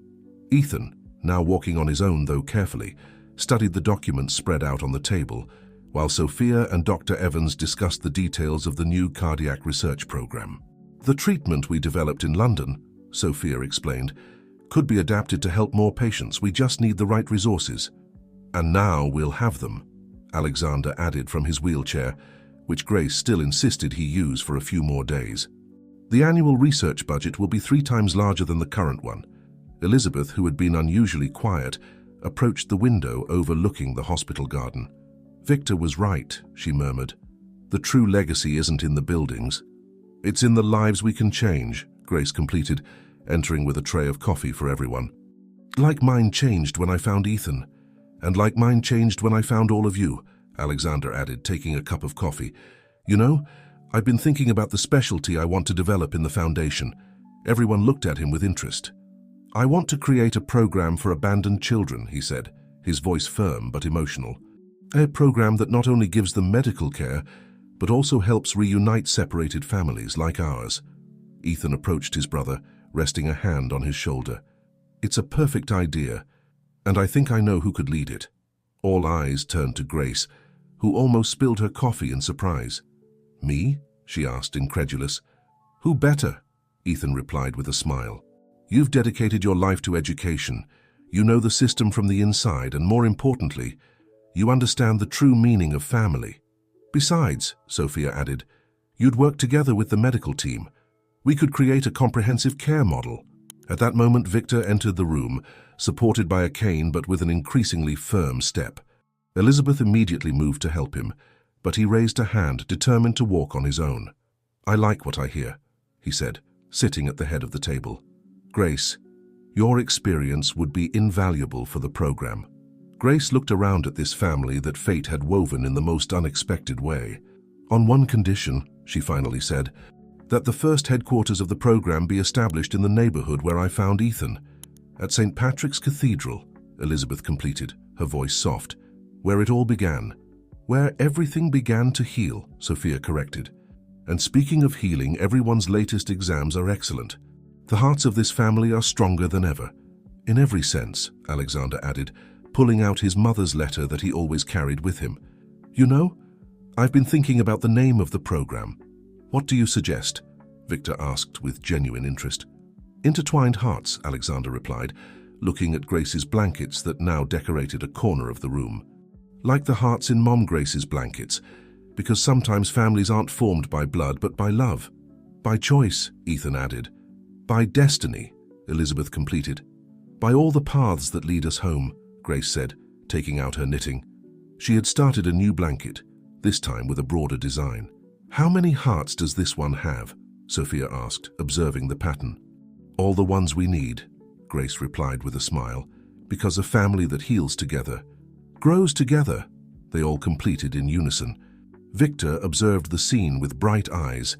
His commercial empire might be transforming into something completely different, but the true empire, that of united hearts and healed souls, was stronger than ever. Next week, he announced, we'll hold a press conference to officially present the foundation and its programs. I want everyone to be there, not as employees or benefactors, but as what we are, a family. Everyone? Elizabeth asked, surprised. Everyone, Victor confirmed, because this foundation will not only treat bodies but also heal stories, and what better example than our own story. The main auditorium of Angel Hospital buzzed with activity on the morning of the press conference. Journalists from all major media outlets settled into their seats, while the communications team gave the final touches to the stage. The newly designed logo of the Blackwell Foundation, 3 intertwined hearts inspired by Grace's blankets, presided over the event. In the preparation room, the family gathered for final details. Ethan adjusted Alexander's tie, while Grace smoothed out non-existent wrinkles in Sophia's dress. Are you sure about this? Elizabeth asked, more nervous than anyone had ever seen her.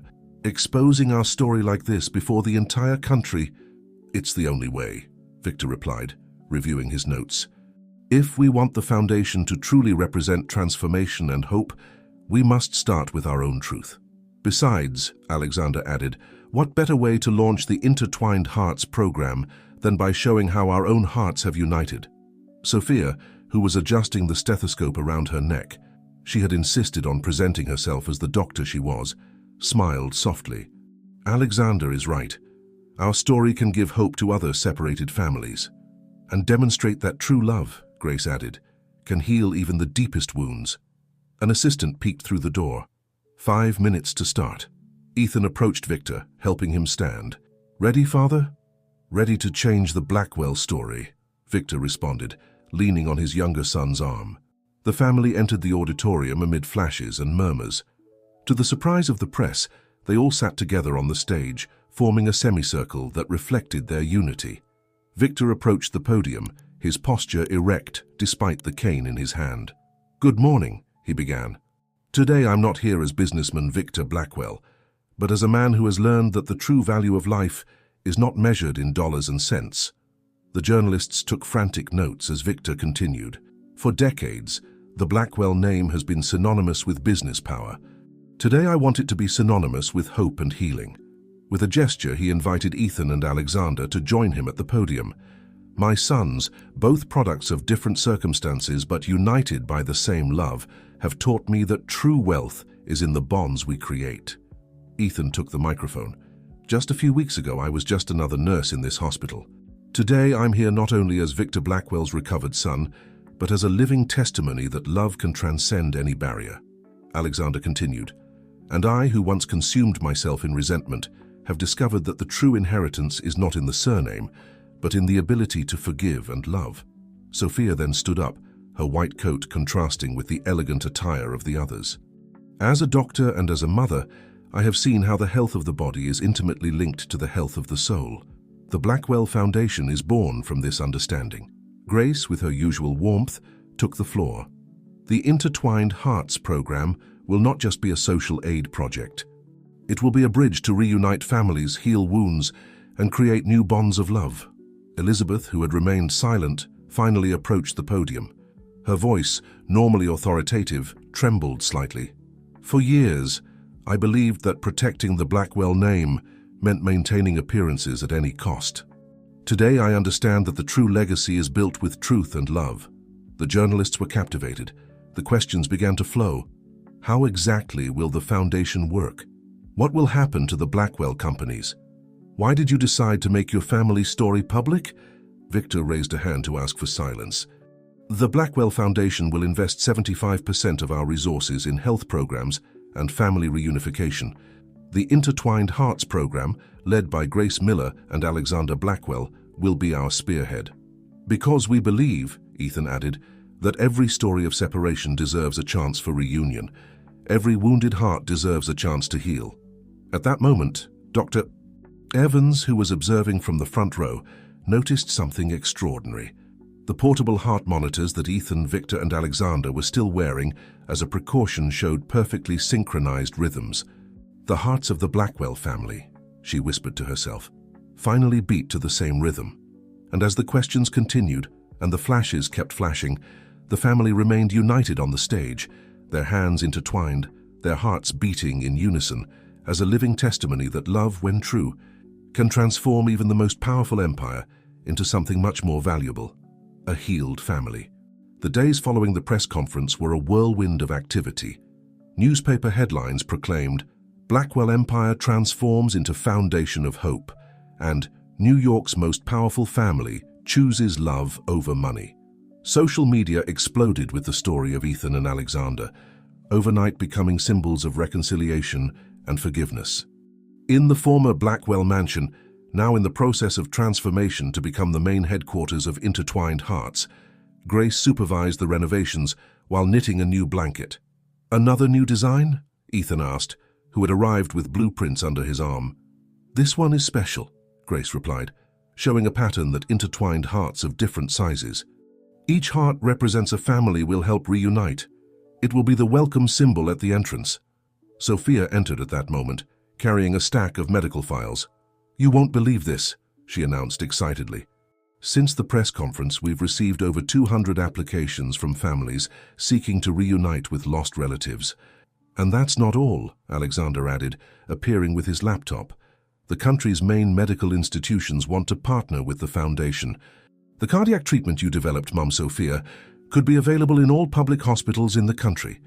The naturalness with which Alexander called both Sophia and Grace Mom had ceased to surprise anyone. It was as if his heart, like Ethan's, had infinite space for love. Elizabeth, who was organizing documents in a corner, looked up. "Letters have also arrived. Different types of letters," she said softly, showing a pile of envelopes. "They're from other grandmothers like me, who separated their families out of pride or fear. They want to know how they can begin to heal. Then we'll create a special program for them," Victor decided, entering the room leaning on his cane. "We'll call it Bridges of Reconciliation." Dr. Evans, who had arrived for a scheduled meeting, smiled at the scene. "You know, since you made your story public, the organ donation rate at the hospital has tripled. People say that if the Blackwells could open their hearts, they can too." "It's like a chain reaction of love," Ethan reflected, reviewing the mansion's blueprints. "Look at this. Where the business trophy room used to be, we'll now have a nursery for the children of single mothers who need medical attention. And the old vault will become a documentation center," Alexander added, "to help families trace their lost loved ones." Sophia approached one of the windows, observing the garden where several workers were installing playground equipment. "When I left Ethan that night," she said softly, "I never imagined my pain would transform into something so beautiful." Grace stood up and hugged her. "Pain, when transformed into love, can move mountains. Or transform empires," Elizabeth added, joining the hug. At that moment, a young mother with her baby in her arms timidly peeked through the door. She was the first applicant for the Intertwined Hearts program. "Come in," Grace invited her warmly. "Welcome to your new family." The woman, with tears in her eyes, entered holding her baby. "I saw the press conference," she said with a trembling voice. "And I thought that if your family could heal after so much time, yours can too," Alexander completed, approaching with a chair for her. "Tell us your story." As the young mother began to speak, Ethan observed how everyone in the room naturally moved into their roles. Sophia assessing medical needs, Grace offering maternal comfort, Alexander taking notes for the program, Elizabeth organizing resources, and Victor simply observing with bright eyes how his old empire of power was transforming into an empire of love. "You know what's most beautiful?" Ethan whispered to his father. "That this is just the first of many stories we'll help rewrite." "Like ours," Victor replied, squeezing his son's shoulder, "which began with a broken heart and is ending with hundreds of hearts healing together." The main auditorium of Mount Sinai Hospital buzzed with activity on the morning of the press conference. Journalists from all major media outlets settled into their seats, while the communications team gave the final touches to the stage. The newly designed logo of the Blackwell Foundation, 3 intertwined hearts inspired by Grace's blankets, presided over the event. In the preparation room, the family gathered for final details. Ethan adjusted Alexander's tie, while Grace smoothed out non-existent wrinkles in Sophia's dress. "Are you sure about this?" Elizabeth asked, more nervous than anyone had ever seen her. "Exposing our story like this, before the entire country." "It's the only way," Victor replied, reviewing his notes. "If we want the foundation to truly represent transformation and hope, we must start with our own truth." "Besides," Alexander added, "what better way to launch the Intertwined Hearts program than by showing how our own hearts have united?" Sophia, who was adjusting the stethoscope around her neck, she had insisted on presenting herself as the doctor she was, smiled softly. "Alexander is right. Our story can give hope to other separated families. And demonstrate that true love," Grace added, "can heal even the deepest wounds." An assistant peeked through the door. 5 minutes to start." Ethan approached Victor, helping him stand. "Ready, father?" "Ready to change the Blackwell story," Victor responded, leaning on his younger son's arm. The family entered the auditorium amid flashes and murmurs. To the surprise of the press, they all sat together on the stage, forming a semicircle that reflected their unity. Victor approached the podium, his posture erect despite the cane in his hand. "Good morning," he began. "Today I'm not here as businessman Victor Blackwell, but as a man who has learned that the true value of life is not measured in dollars and cents." The journalists took frantic notes as Victor continued. "For decades, the Blackwell name has been synonymous with business power. Today I want it to be synonymous with hope and healing." With a gesture, he invited Ethan and Alexander to join him at the podium. "My sons, both products of different circumstances but united by the same love, have taught me that true wealth is in the bonds we create." Ethan took the microphone. "Just a few weeks ago, I was just another nurse in this hospital. Today, I'm here not only as Victor Blackwell's recovered son, but as a living testimony that love can transcend any barrier." Alexander continued, "And I, who once consumed myself in resentment, have discovered that the true inheritance is not in the surname, but in the ability to forgive and love." Sophia then stood up, her white coat contrasting with the elegant attire of the others. "As a doctor and as a mother, I have seen how the health of the body is intimately linked to the health of the soul. The Blackwell Foundation is born from this understanding." Grace, with her usual warmth, took the floor. "The Intertwined Hearts program will not just be a social aid project. It will be a bridge to reunite families, heal wounds, and create new bonds of love." Elizabeth, who had remained silent, finally approached the podium. Her voice, normally authoritative, trembled slightly. "For years, I believed that protecting the Blackwell name meant maintaining appearances at any cost. Today I understand that the true legacy is built with truth and love." The journalists were captivated. The questions began to flow. How exactly will the foundation work? What will happen to the Blackwell companies? Why did you decide to make your family story public? Victor raised a hand to ask for silence. "The Blackwell Foundation will invest 75% of our resources in health programs and family reunification. The Intertwined Hearts program, led by Grace Miller and Alexander Blackwell, will be our spearhead. Because we believe," Ethan added, "that every story of separation deserves a chance for reunion. Every wounded heart deserves a chance to heal." At that moment, Dr. Evans, who was observing from the front row, noticed something extraordinary. The portable heart monitors that Ethan, Victor, and Alexander were still wearing as a precaution showed perfectly synchronized rhythms. "The hearts of the Blackwell family," she whispered to herself, "finally beat to the same rhythm." And as the questions continued and the flashes kept flashing, the family remained united on the stage, their hands intertwined, their hearts beating in unison as a living testimony that love, when true, can transform even the most powerful empire into something much more valuable, a healed family. The days following the press conference were a whirlwind of activity. Newspaper headlines proclaimed, "Blackwell Empire transforms into foundation of hope," and "New York's most powerful family chooses love over money." Social media exploded with the story of Ethan and Alexander, overnight becoming symbols of reconciliation and forgiveness. In the former Blackwell mansion, now in the process of transformation to become the main headquarters of Intertwined Hearts, Grace supervised the renovations while knitting a new blanket. "Another new design?" Ethan asked, who had arrived with blueprints under his arm. "This one is special," Grace replied, showing a pattern that intertwined hearts of different sizes. "Each heart represents a family we'll help reunite. It will be the welcome symbol at the entrance." Sophia entered at that moment, carrying a stack of medical files. "You won't believe this," she announced excitedly.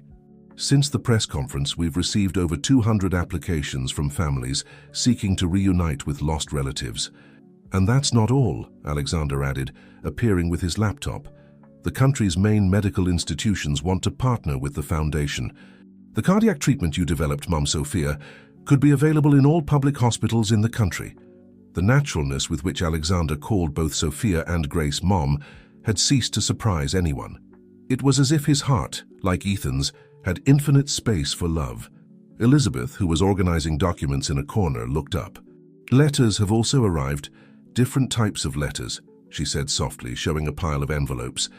"They're from other grandmothers like me, who separated their families out of pride or fear. They want to know how they can begin to heal. Then we'll create a special program for them," Victor decided, entering the room leaning on his cane. "We'll call it Bridges of Reconciliation." Dr. Evans, who had arrived for a scheduled meeting, smiled at the scene. "You know, since you made your story public, the organ donation rate at the hospital has tripled. People say that if the Blackwells could open their hearts, they can too." "It's like a chain reaction of love," Ethan reflected, reviewing the mansion's blueprints. "Look at this. Where the business trophy room used to be, we'll now have a nursery for the children of single mothers who need medical attention. And the old vault will become a documentation center," Alexander added, "to help families trace their lost loved ones." Sophia approached one of the windows, observing the garden where several workers were installing playground equipment. "When I left Ethan that night," she said softly, "I never imagined my pain would transform into something so beautiful." Grace stood up and hugged her. "Pain, when transformed into love, can move mountains. Or transform empires," Elizabeth added, joining the hug. At that moment, a young mother with her baby in her arms timidly peeked through the door. She was the first applicant for the Intertwined Hearts program. "Come in," Grace invited her warmly. "Welcome to your new family." The woman, with tears in her eyes, entered holding her baby. "I saw the press conference," she said with a trembling voice. "And I thought that if your family could heal after so much time, yours can too," Alexander completed, approaching with a chair for her. "Tell us your story." As the young mother began to speak, Ethan observed how everyone in the room naturally moved into their roles. Sophia assessing medical needs, Grace offering maternal comfort, Alexander taking notes for the program, Elizabeth organizing resources, and Victor simply observing with bright eyes how his old empire of power was transforming into an empire of love. "Do you know what's most beautiful?" Ethan whispered to his father. "That this is just the first of many stories we'll help rewrite." "Like ours," Victor replied, squeezing his son's shoulder, "which began with a broken heart and is ending with hundreds of hearts healing together." The old library of the Blackwell mansion, now converted into the Foundation's meeting room, buzzed with activity on that autumn morning. The walls, once covered with finance and economics books, now displayed photographs of reunited families and thank you letters. "Case number 15, Alexander announced, projecting an image on the screen. "Mary Sanders, separated from her son 12 years ago due to economic circumstances. The child was adopted by a family in Boston." Ethan, who was reviewing medical records alongside Sophia, looked up. "It reminds me of our story," he commented softly. "Every case does," Grace responded, who was knitting while listening. This time her knitting reproduced small butterflies among the hearts. Because in every separation, there's hidden love waiting to bloom. Elizabeth, who had demonstrated a special talent for tracking families thanks to her years of experience secretly following Ethan, approached the screen. "I've already located the adoptive family. They're good parents, open to contact, like you, Grace." "And the boy?" Victor asked from his armchair near the window. "Paul, now 14 years old," Alexander replied, consulting his notes. "He's a brilliant student, especially in music. His biological mother was a piano teacher." "Like the melodies that unite us," Sophia murmured, remembering how she had recognized Ethan by the rhythm of his heart. At that moment, Olivia rushed in with news from the previous case. "The surgery was a success," she announced. "Little Anna is out of danger." Everyone sighed in relief. Anna was a 6-year-old girl who needed urgent surgery, but her single mother couldn't afford it. It was the first complex medical case the Foundation had taken on. "Her mother is in the reception," Olivia continued. "She wants to thank you personally." "We don't need thanks," Victor began, but Ethan gently interrupted him. "Yes, we do, Father. Not out of vanity, but because each thank you reminds us why we're doing this." Anna's mother entered timidly, her eyes bright with unshed tears. Grace immediately stood up to hug her. "My little girl," the woman began. "The doctors say that without the operation." "But she had it," Sophia interrupted with professional gentleness. "And now she has a whole life ahead of her. Do you know what she said when she woke up?" The mother continued with a smile through tears. "She said she dreamed of angels knitting hearts." Grace looked at her knitting and laughed softly. "Angels sometimes use knitting needles." "And stethoscopes," Alexander added, winking at Sophia. At that moment, Elizabeth received a call that made her pale. "It's about the Sanders case," she announced after hanging up. "Paul, the boy, he wants to meet his biological mother. Now." "Now?" Victor asked, surprised. "He's outside," Elizabeth replied. "He came with his adoptive family from Boston without warning. He says that after seeing our story on the news, he couldn't wait any longer." Ethan immediately stood up. "I'll go receive them. I know exactly how he feels." "I'll go with you," Alexander said. "We brothers understand each other better." As the brothers left, Grace began to knit faster. "I'll need to finish this blanket today," she murmured. "Each reunited family deserves its own heart blanket." "And each heart its own melody," Sophia added, already planning preventive medical exams for Paul and his mother. In the reception, Paul waited nervously with his adoptive parents, a couple radiating love and understanding. As he saw Ethan and Alexander approaching, the teenager straightened up. "Are you—" he began timidly. "The Blackwell brothers," Ethan completed with a warm smile. "But more importantly, we're like you, people who discovered that love has many forms." "And many hearts," Alexander added, remembering his own transformation. "Does it hurt?" Paul suddenly asked. When you finally find them?" Ethan exchanged a glance with his brother before responding. "It hurts, yes, but it's a pain that heals, like when a broken bone welds stronger than before." "And is there room?" the teenager continued. "In the heart? For everyone?" Alexander smiled, thinking about how his own heart had expanded to embrace not only his newly found brother, but an entire extended family. Love is the only space that grows the more you fill it. At that moment, Mary Sanders arrived, urgently summoned by Elizabeth. Upon seeing her son, she stopped, paralyzed by emotion. Paul looked at her, and something in his posture as he held the backpack where he carried his sheet music perfectly reflected the way his biological mother held her purse. "Play something for her," Ethan suggested softly. "Sometimes when words aren't enough, music speaks for us." The old music room of the Blackwell mansion, which miraculously still retained its grand piano, became the stage for a moment no one would forget. Paul sat in front of the instrument, his fingers trembling slightly over the ivory keys, while Mary remained standing, her hands clutching the sheet music she always carried with her. "It's the same," she whispered, recognizing the piece Paul began to play. "The sonata I composed when you were in my womb." The rest of the Blackwell family had discreetly gathered in the room. Grace knitted silently, her needles moving to the rhythm of the music. Sophia, with contained tears, recognized in the melody the same rhythmic pattern of Paul's heart that she had examined minutes before. "Music," Alexander murmured to Ethan, "has its own way of uniting hearts. Paul's adoptive parents, Sarah and Michael Thompson, watched with a mixture of pride and emotion as their son played with a passion they had never seen before. "We always knew his talent came from somewhere special," Sarah commented softly. "Now we understand where from." Elizabeth, who had remained in a corner, approached Mary. "How did you keep it alive?" she asked in a low voice. "The love, the music. How did you not let yourself be overcome by the pain?" Mary, without taking her eyes off her son, replied, "Every time I gave a piano lesson, I imagined it was him learning. Every note I taught was a love letter I hoped he would someday hear." Victor, leaning on his cane, observed the scene with a new understanding. "Music," he said, "does what money never could. Unites souls." Paul finished the first part of the sonata and, without turning, asked, "The second part, did you finish it?" Mary approached the piano, taking out some yellowed sheets from her purse. "I finished it on the day of your first birthday. Would you teach it to me?" Paul's voice trembled with emotion. We could play it together," Mary suggested, sitting timidly next to him on the piano bench. Ethan approached Grace, who had begun a new blanket with a design of musical notes intertwined with hearts. "It's as if each family we reunite teaches us a new form of love," he whispered. "Because each story is unique," Grace responded, "but they all speak the same language, that of the heart." As mother and son began to play together, something magical happened. The melody, which had been born from the pain of separation, was now transforming into a song of reunion.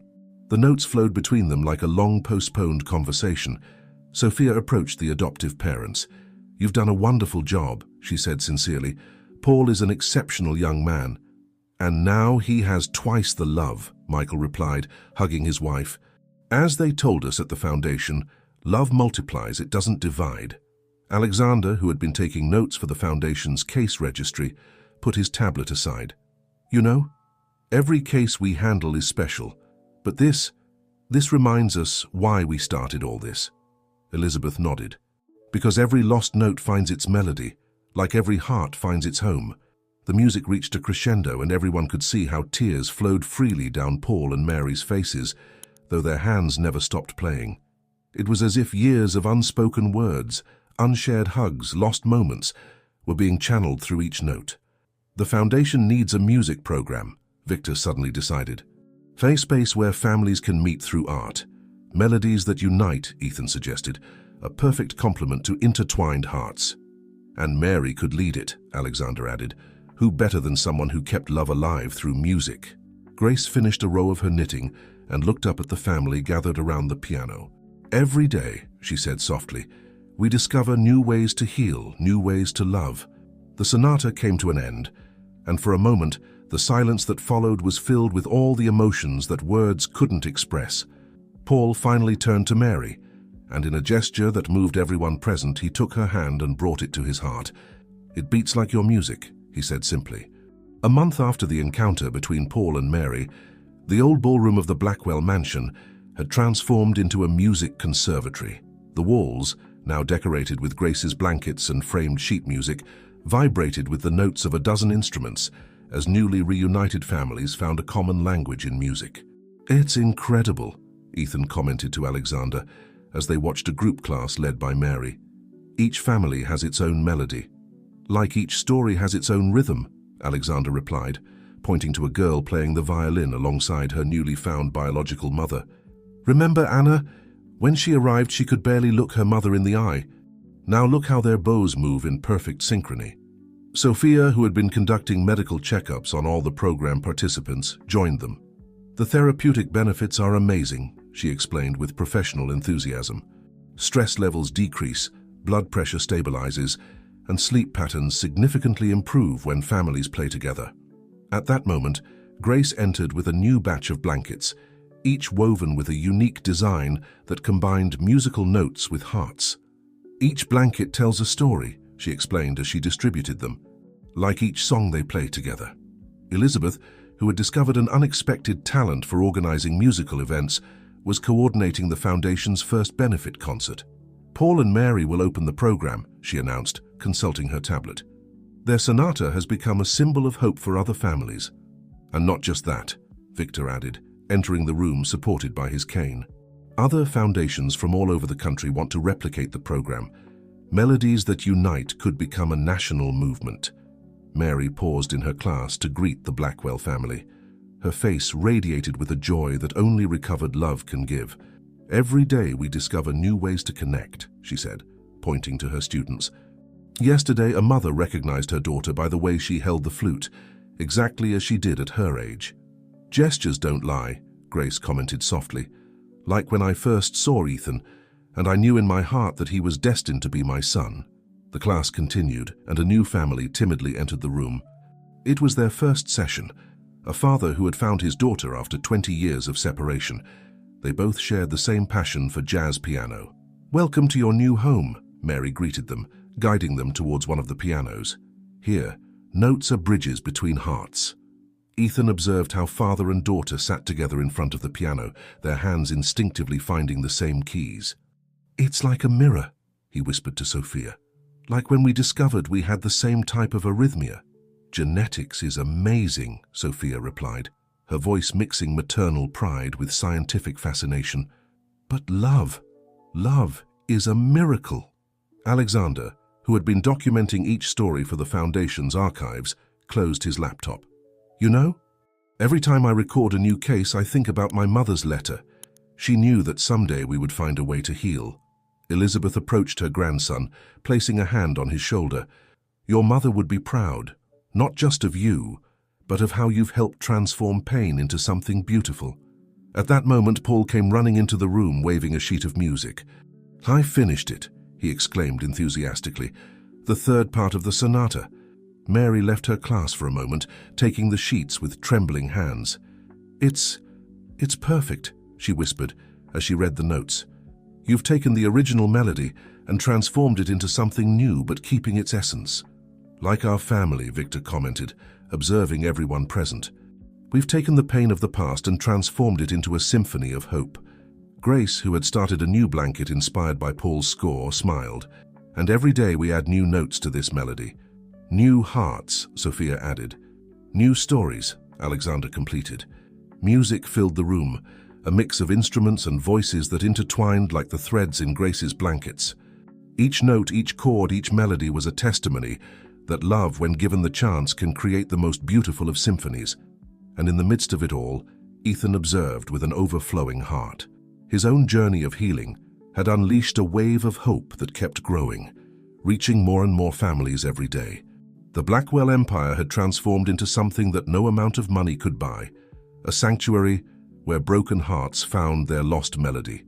The old music room of the Blackwell mansion, which miraculously still retained its grand piano, became the stage for a moment no one would forget. Paul sat in front of the instrument, his fingers trembling slightly over the ivory keys, while Mary remained standing, her hands clutching the sheet music she always carried with her. "It's the same," she whispered, recognizing the piece Paul began to play. "The sonata I composed when you were in my womb." The rest of the Blackwell family had discreetly gathered in the room. Grace knitted silently, her needles moving to the rhythm of the music. Sophia, with contained tears, recognized in the melody the same rhythmic pattern of Paul's heart that she had examined minutes before. "Music," Alexander murmured to Ethan, "has its own way of uniting hearts." Paul's adoptive parents, Sarah and Michael Thompson, watched with a mixture of pride and emotion as their son played with a passion they had never seen before. "We always knew his talent came from somewhere special," Sarah commented softly. "Now we understand where from." Elizabeth, who had remained in a corner, approached Mary. "How did you keep it alive?" she asked in a low voice. "The love, the music. How did you not let yourself be overcome by the pain?" Mary, without taking her eyes off her son, replied, "Every time I gave a piano lesson, I imagined it was him learning. Every note I taught was a love letter I hoped he would someday hear."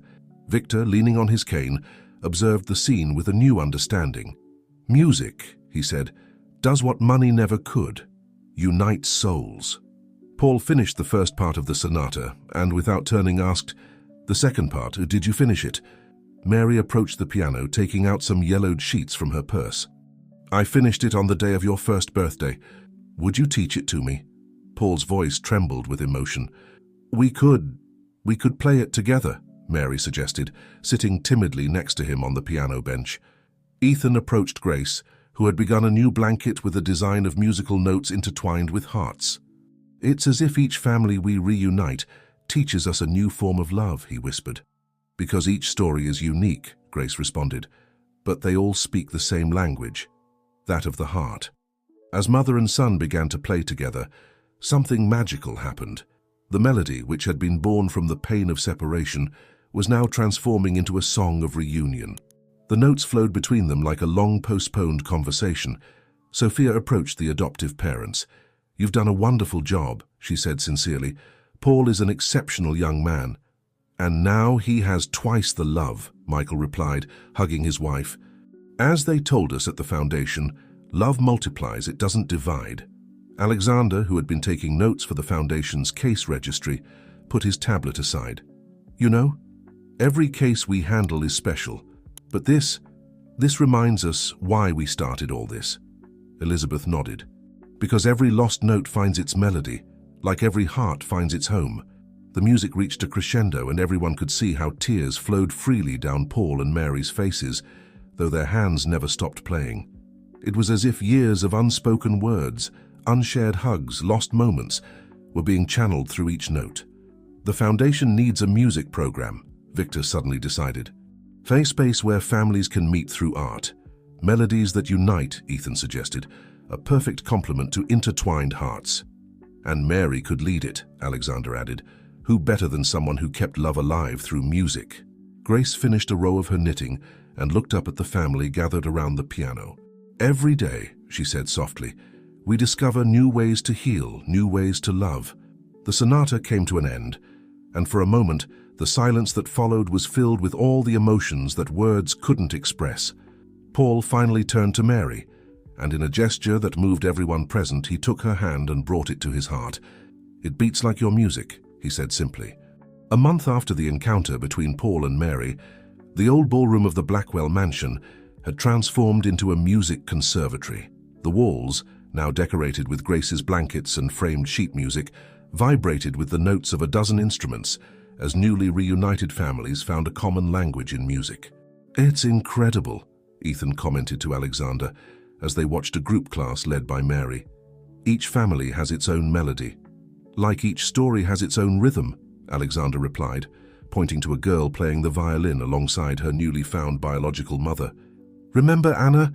When she arrived, she could barely look her mother in the eye. Now look how their bows move in perfect synchrony." Sophia, who had been conducting medical checkups on all the program participants, joined them.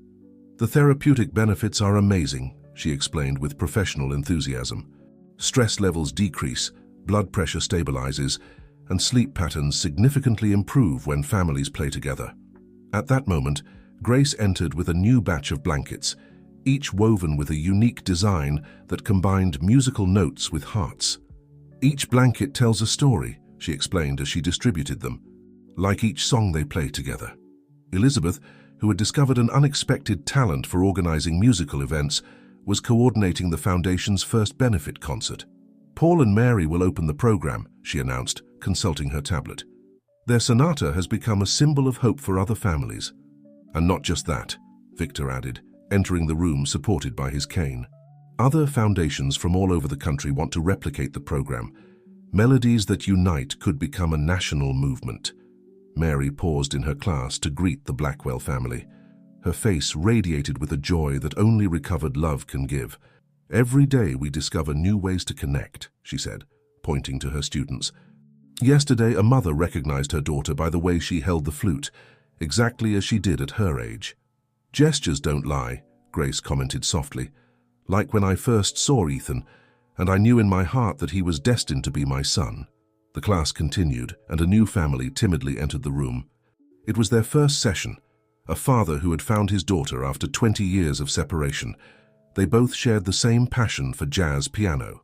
"Welcome to your new home," Mary greeted them, guiding them towards one of the pianos. "Here, notes are bridges between hearts." Ethan observed how father and daughter sat together in front of the piano, their hands instinctively finding the same keys. "It's like a mirror," he whispered to Sophia. "Like when we discovered we had the same type of arrhythmia." "Genetics is amazing," Sophia replied, her voice mixing maternal pride with scientific fascination. "But love is a miracle." Alexander, who had been documenting each story for the Foundation's archives, closed his laptop. "You know, every time I record a new case, I think about my mother's letter. She knew that someday we would find a way to heal." Elizabeth approached her grandson, placing a hand on his shoulder. "Your mother would be proud, not just of you, but of how you've helped transform pain into something beautiful." At that moment, Paul came running into the room, waving a sheet of music. "I finished it," he exclaimed enthusiastically. "The third part of the sonata." Mary left her class for a moment, taking the sheets with trembling hands. It's perfect," she whispered as she read the notes. "You've taken the original melody and transformed it into something new, but keeping its essence." "Like our family," Victor commented, observing everyone present. "We've taken the pain of the past and transformed it into a symphony of hope." Grace, who had started a new blanket inspired by Paul's score, smiled. "And every day we add new notes to this melody." "New hearts," Sophia added. "New stories," Alexander completed. Music filled the room, a mix of instruments and voices that intertwined like the threads in Grace's blankets. Each note, each chord, each melody was a testimony that love, when given the chance, can create the most beautiful of symphonies. And in the midst of it all, Ethan observed with an overflowing heart. His own journey of healing had unleashed a wave of hope that kept growing, reaching more and more families every day. The Blackwell Empire had transformed into something that no amount of money could buy, a sanctuary where broken hearts found their lost melody. The Carnegie Hall buzzed with activity on the eve of the grand benefit concert. Technicians adjusted the lights, while families from the Melodies That Unite program conducted their final dress rehearsal. At the center of the stage, a huge tapestry woven by Grace combining hearts and musical notes served as a backdrop. "It's like a dream," Mary murmured, adjusting the grand piano where she and Paul would open the concert. "Just 2 months ago, I thought I would never see my son again. And now you're creating music with him," Sophia completed, who discreetly supervised the vital signs of all participants, "and helping other families find their own melody." Ethan and Alexander walked the halls of the theater, placing the special blankets Grace had woven for each participating family in their respective dressing rooms. Each blanket told a unique story of separation and reunion. "Remember when we thought we were rivals?" Alexander asked with a smile as they hung a particularly beautiful blanket. "It seems like another life," Ethan replied, as if all the pain and resentment had been just the tuning before the real melody. Elizabeth, transformed into an efficient event director, coordinated the final details with a precision that recalled her days directing the business empire, but now her energy was channeled towards something more meaningful. "The tickets are sold out," she announced to Victor, who was watching the rehearsal from a box. "And the best part is that each ticket sold will fund medical treatment for a family in need. Money finally serving its true purpose," Victor reflected. "Not to divide families, but to reunite them." Grace, seated in the front row, was knitting what seemed to be her most ambitious work to date, a blanket that represented a family tree. But instead of names, it was composed of intertwined hearts and musical notes. "It's for the theater lobby," she explained when Sophia sat beside her. "Each branch represents a family that has found its way back to love." On stage, Paul and Mary rehearsed the sonata that had started it all. The melody, now completed with the new section composed by Paul, flowed like a conversation between mother and son, each note charged with years of contained love. "It's incredible," Dr. Evans commented, who had come to supervise the medical event. "Their cardiac patterns synchronize perfectly when they play together." "Like ours," Alexander added, showing the heart monitor he still occasionally used. "Family has its own rhythm." A young couple timidly approached Ethan. They were next in the program, a mother who had found her daughter after 15 years, both violinists. "We're afraid," the mother confessed. "What if we can't connect in front of so many people?" Ethan smiled understandingly. "The music is just the bridge," he explained. "Love is the real melody, and that's already in your hearts." Elizabeth, who had overheard the conversation, approached. "When I first saw Ethan in the hospital, I thought fear would paralyze me. But love is stronger than any fear." At that moment, the theater doors opened, and the first guests began to arrive for the dress rehearsal. Families hoping to find their loved ones, inspired by the stories they had heard about the Blackwell Foundation. Each person who enters, Grace observed, is a new opportunity to heal a broken heart. And each note we play, Mary added from the piano, is a light of hope for someone seeking their way home. Victor stood up from his seat, leaning on his cane. Tomorrow, he announced, we won't just be presenting a concert.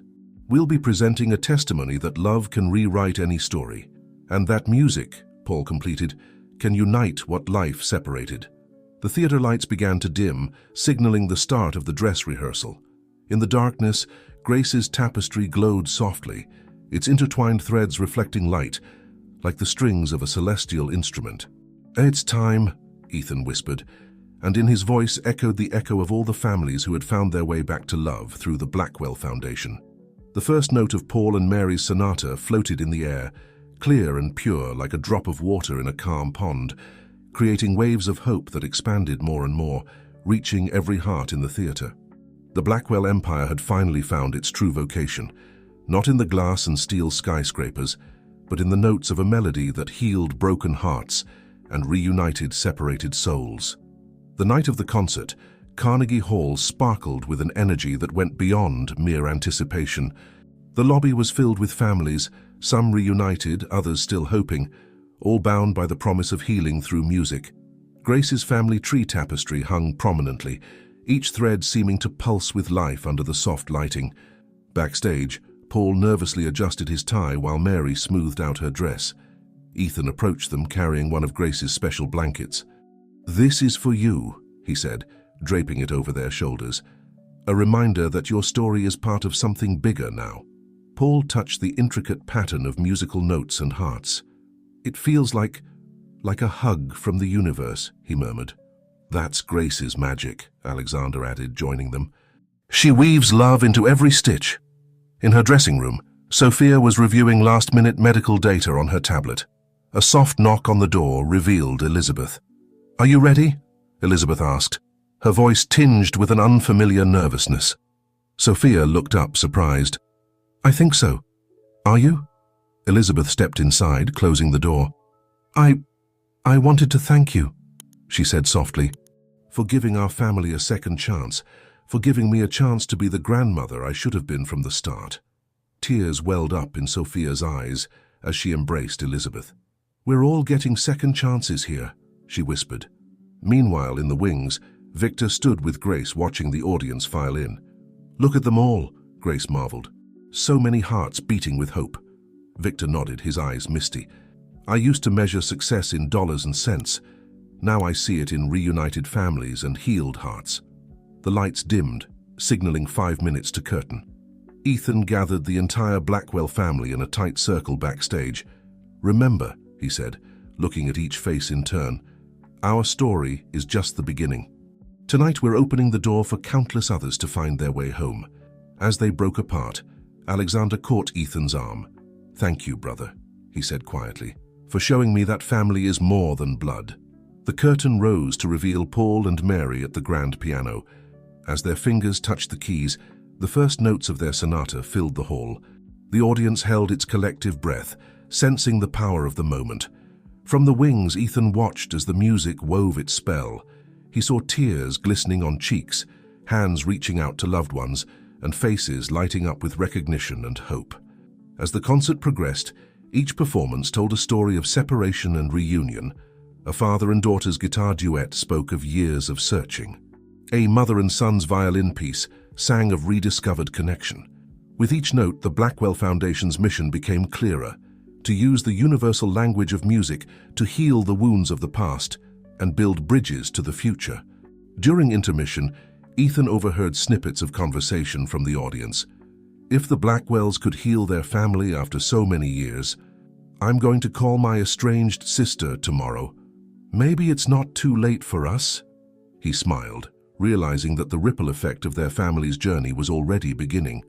The second half of the concert opened with a surprise. Victor took the stage, supported by Alexander and Ethan. The audience hushed as he made his way to the microphone. "Ladies and gentlemen," he began, his voice strong despite his frail appearance, Tonight is not just about music. It's about the melody of life, which sometimes includes painful pauses and discordant notes. But as we've learned, with love and perseverance, even the most broken melody can be made whole again. He gestured to his sons, to Sophia, Grace, and Elizabeth, who joined him on stage. This is my family, once fractured, now reunited. And we stand before you tonight, not as the Blackwell Empire, but as living proof that it's never too late to rewrite your story. As Victor spoke, a montage of family photos played on the screen behind them, from old pictures of baby Ethan to recent snapshots of their reunited family. The final image was a group photo taken just that morning, everyone's faces alight with genuine happiness. The Blackwell Foundation is more than a charity, Victor continued. It's a promise that every lost note can find its way back to the symphony, that every broken heart can beat in harmony once again. The audience rose in a standing ovation, many wiping tears from their eyes. As the applause died down, Paul and Mary returned to the piano for the final piece of the night, the completed sonata, including the new section Paul had composed. As they played, Ethan felt a hand slip into his. He looked down to see Grace smiling up at him, her eyes shining. "Listen," she whispered. "Do you hear it?" Ethan closed his eyes, letting the music wash over him. And there, beneath the complex melodies and harmonies, he heard it, a simple, steady rhythm like a heartbeat, the rhythm of family, of love, of home. As the final notes faded away, there was a moment of profound silence before the hall erupted in thunderous applause. Ethan looked around at his family, at the parents who had raised him, the brother he had found, the grandmother who had protected him from afar, and the biological mother who had never stopped loving him. In that moment, he knew that the Blackwell Empire hadn't ended. It had simply transformed into something far more valuable, a legacy of love, healing, and hope that would resonate for generations to come.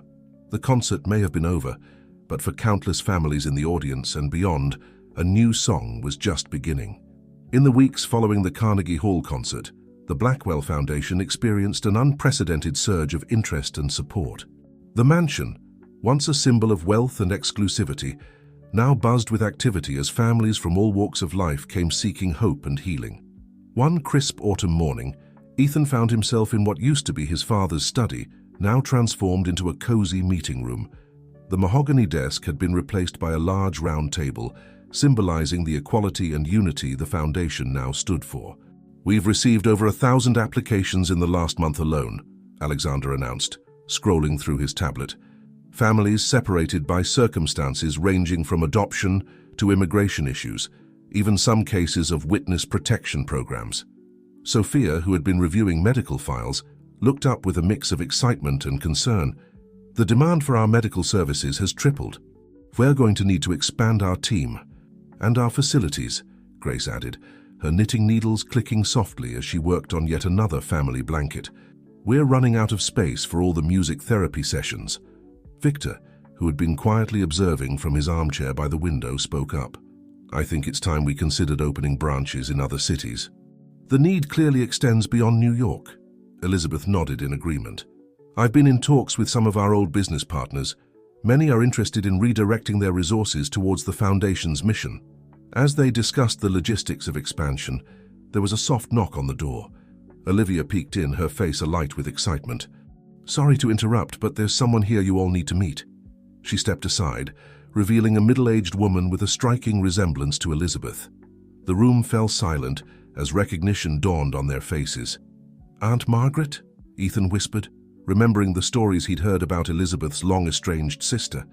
Elizabeth stood slowly, her usual composure faltering. "Maggie?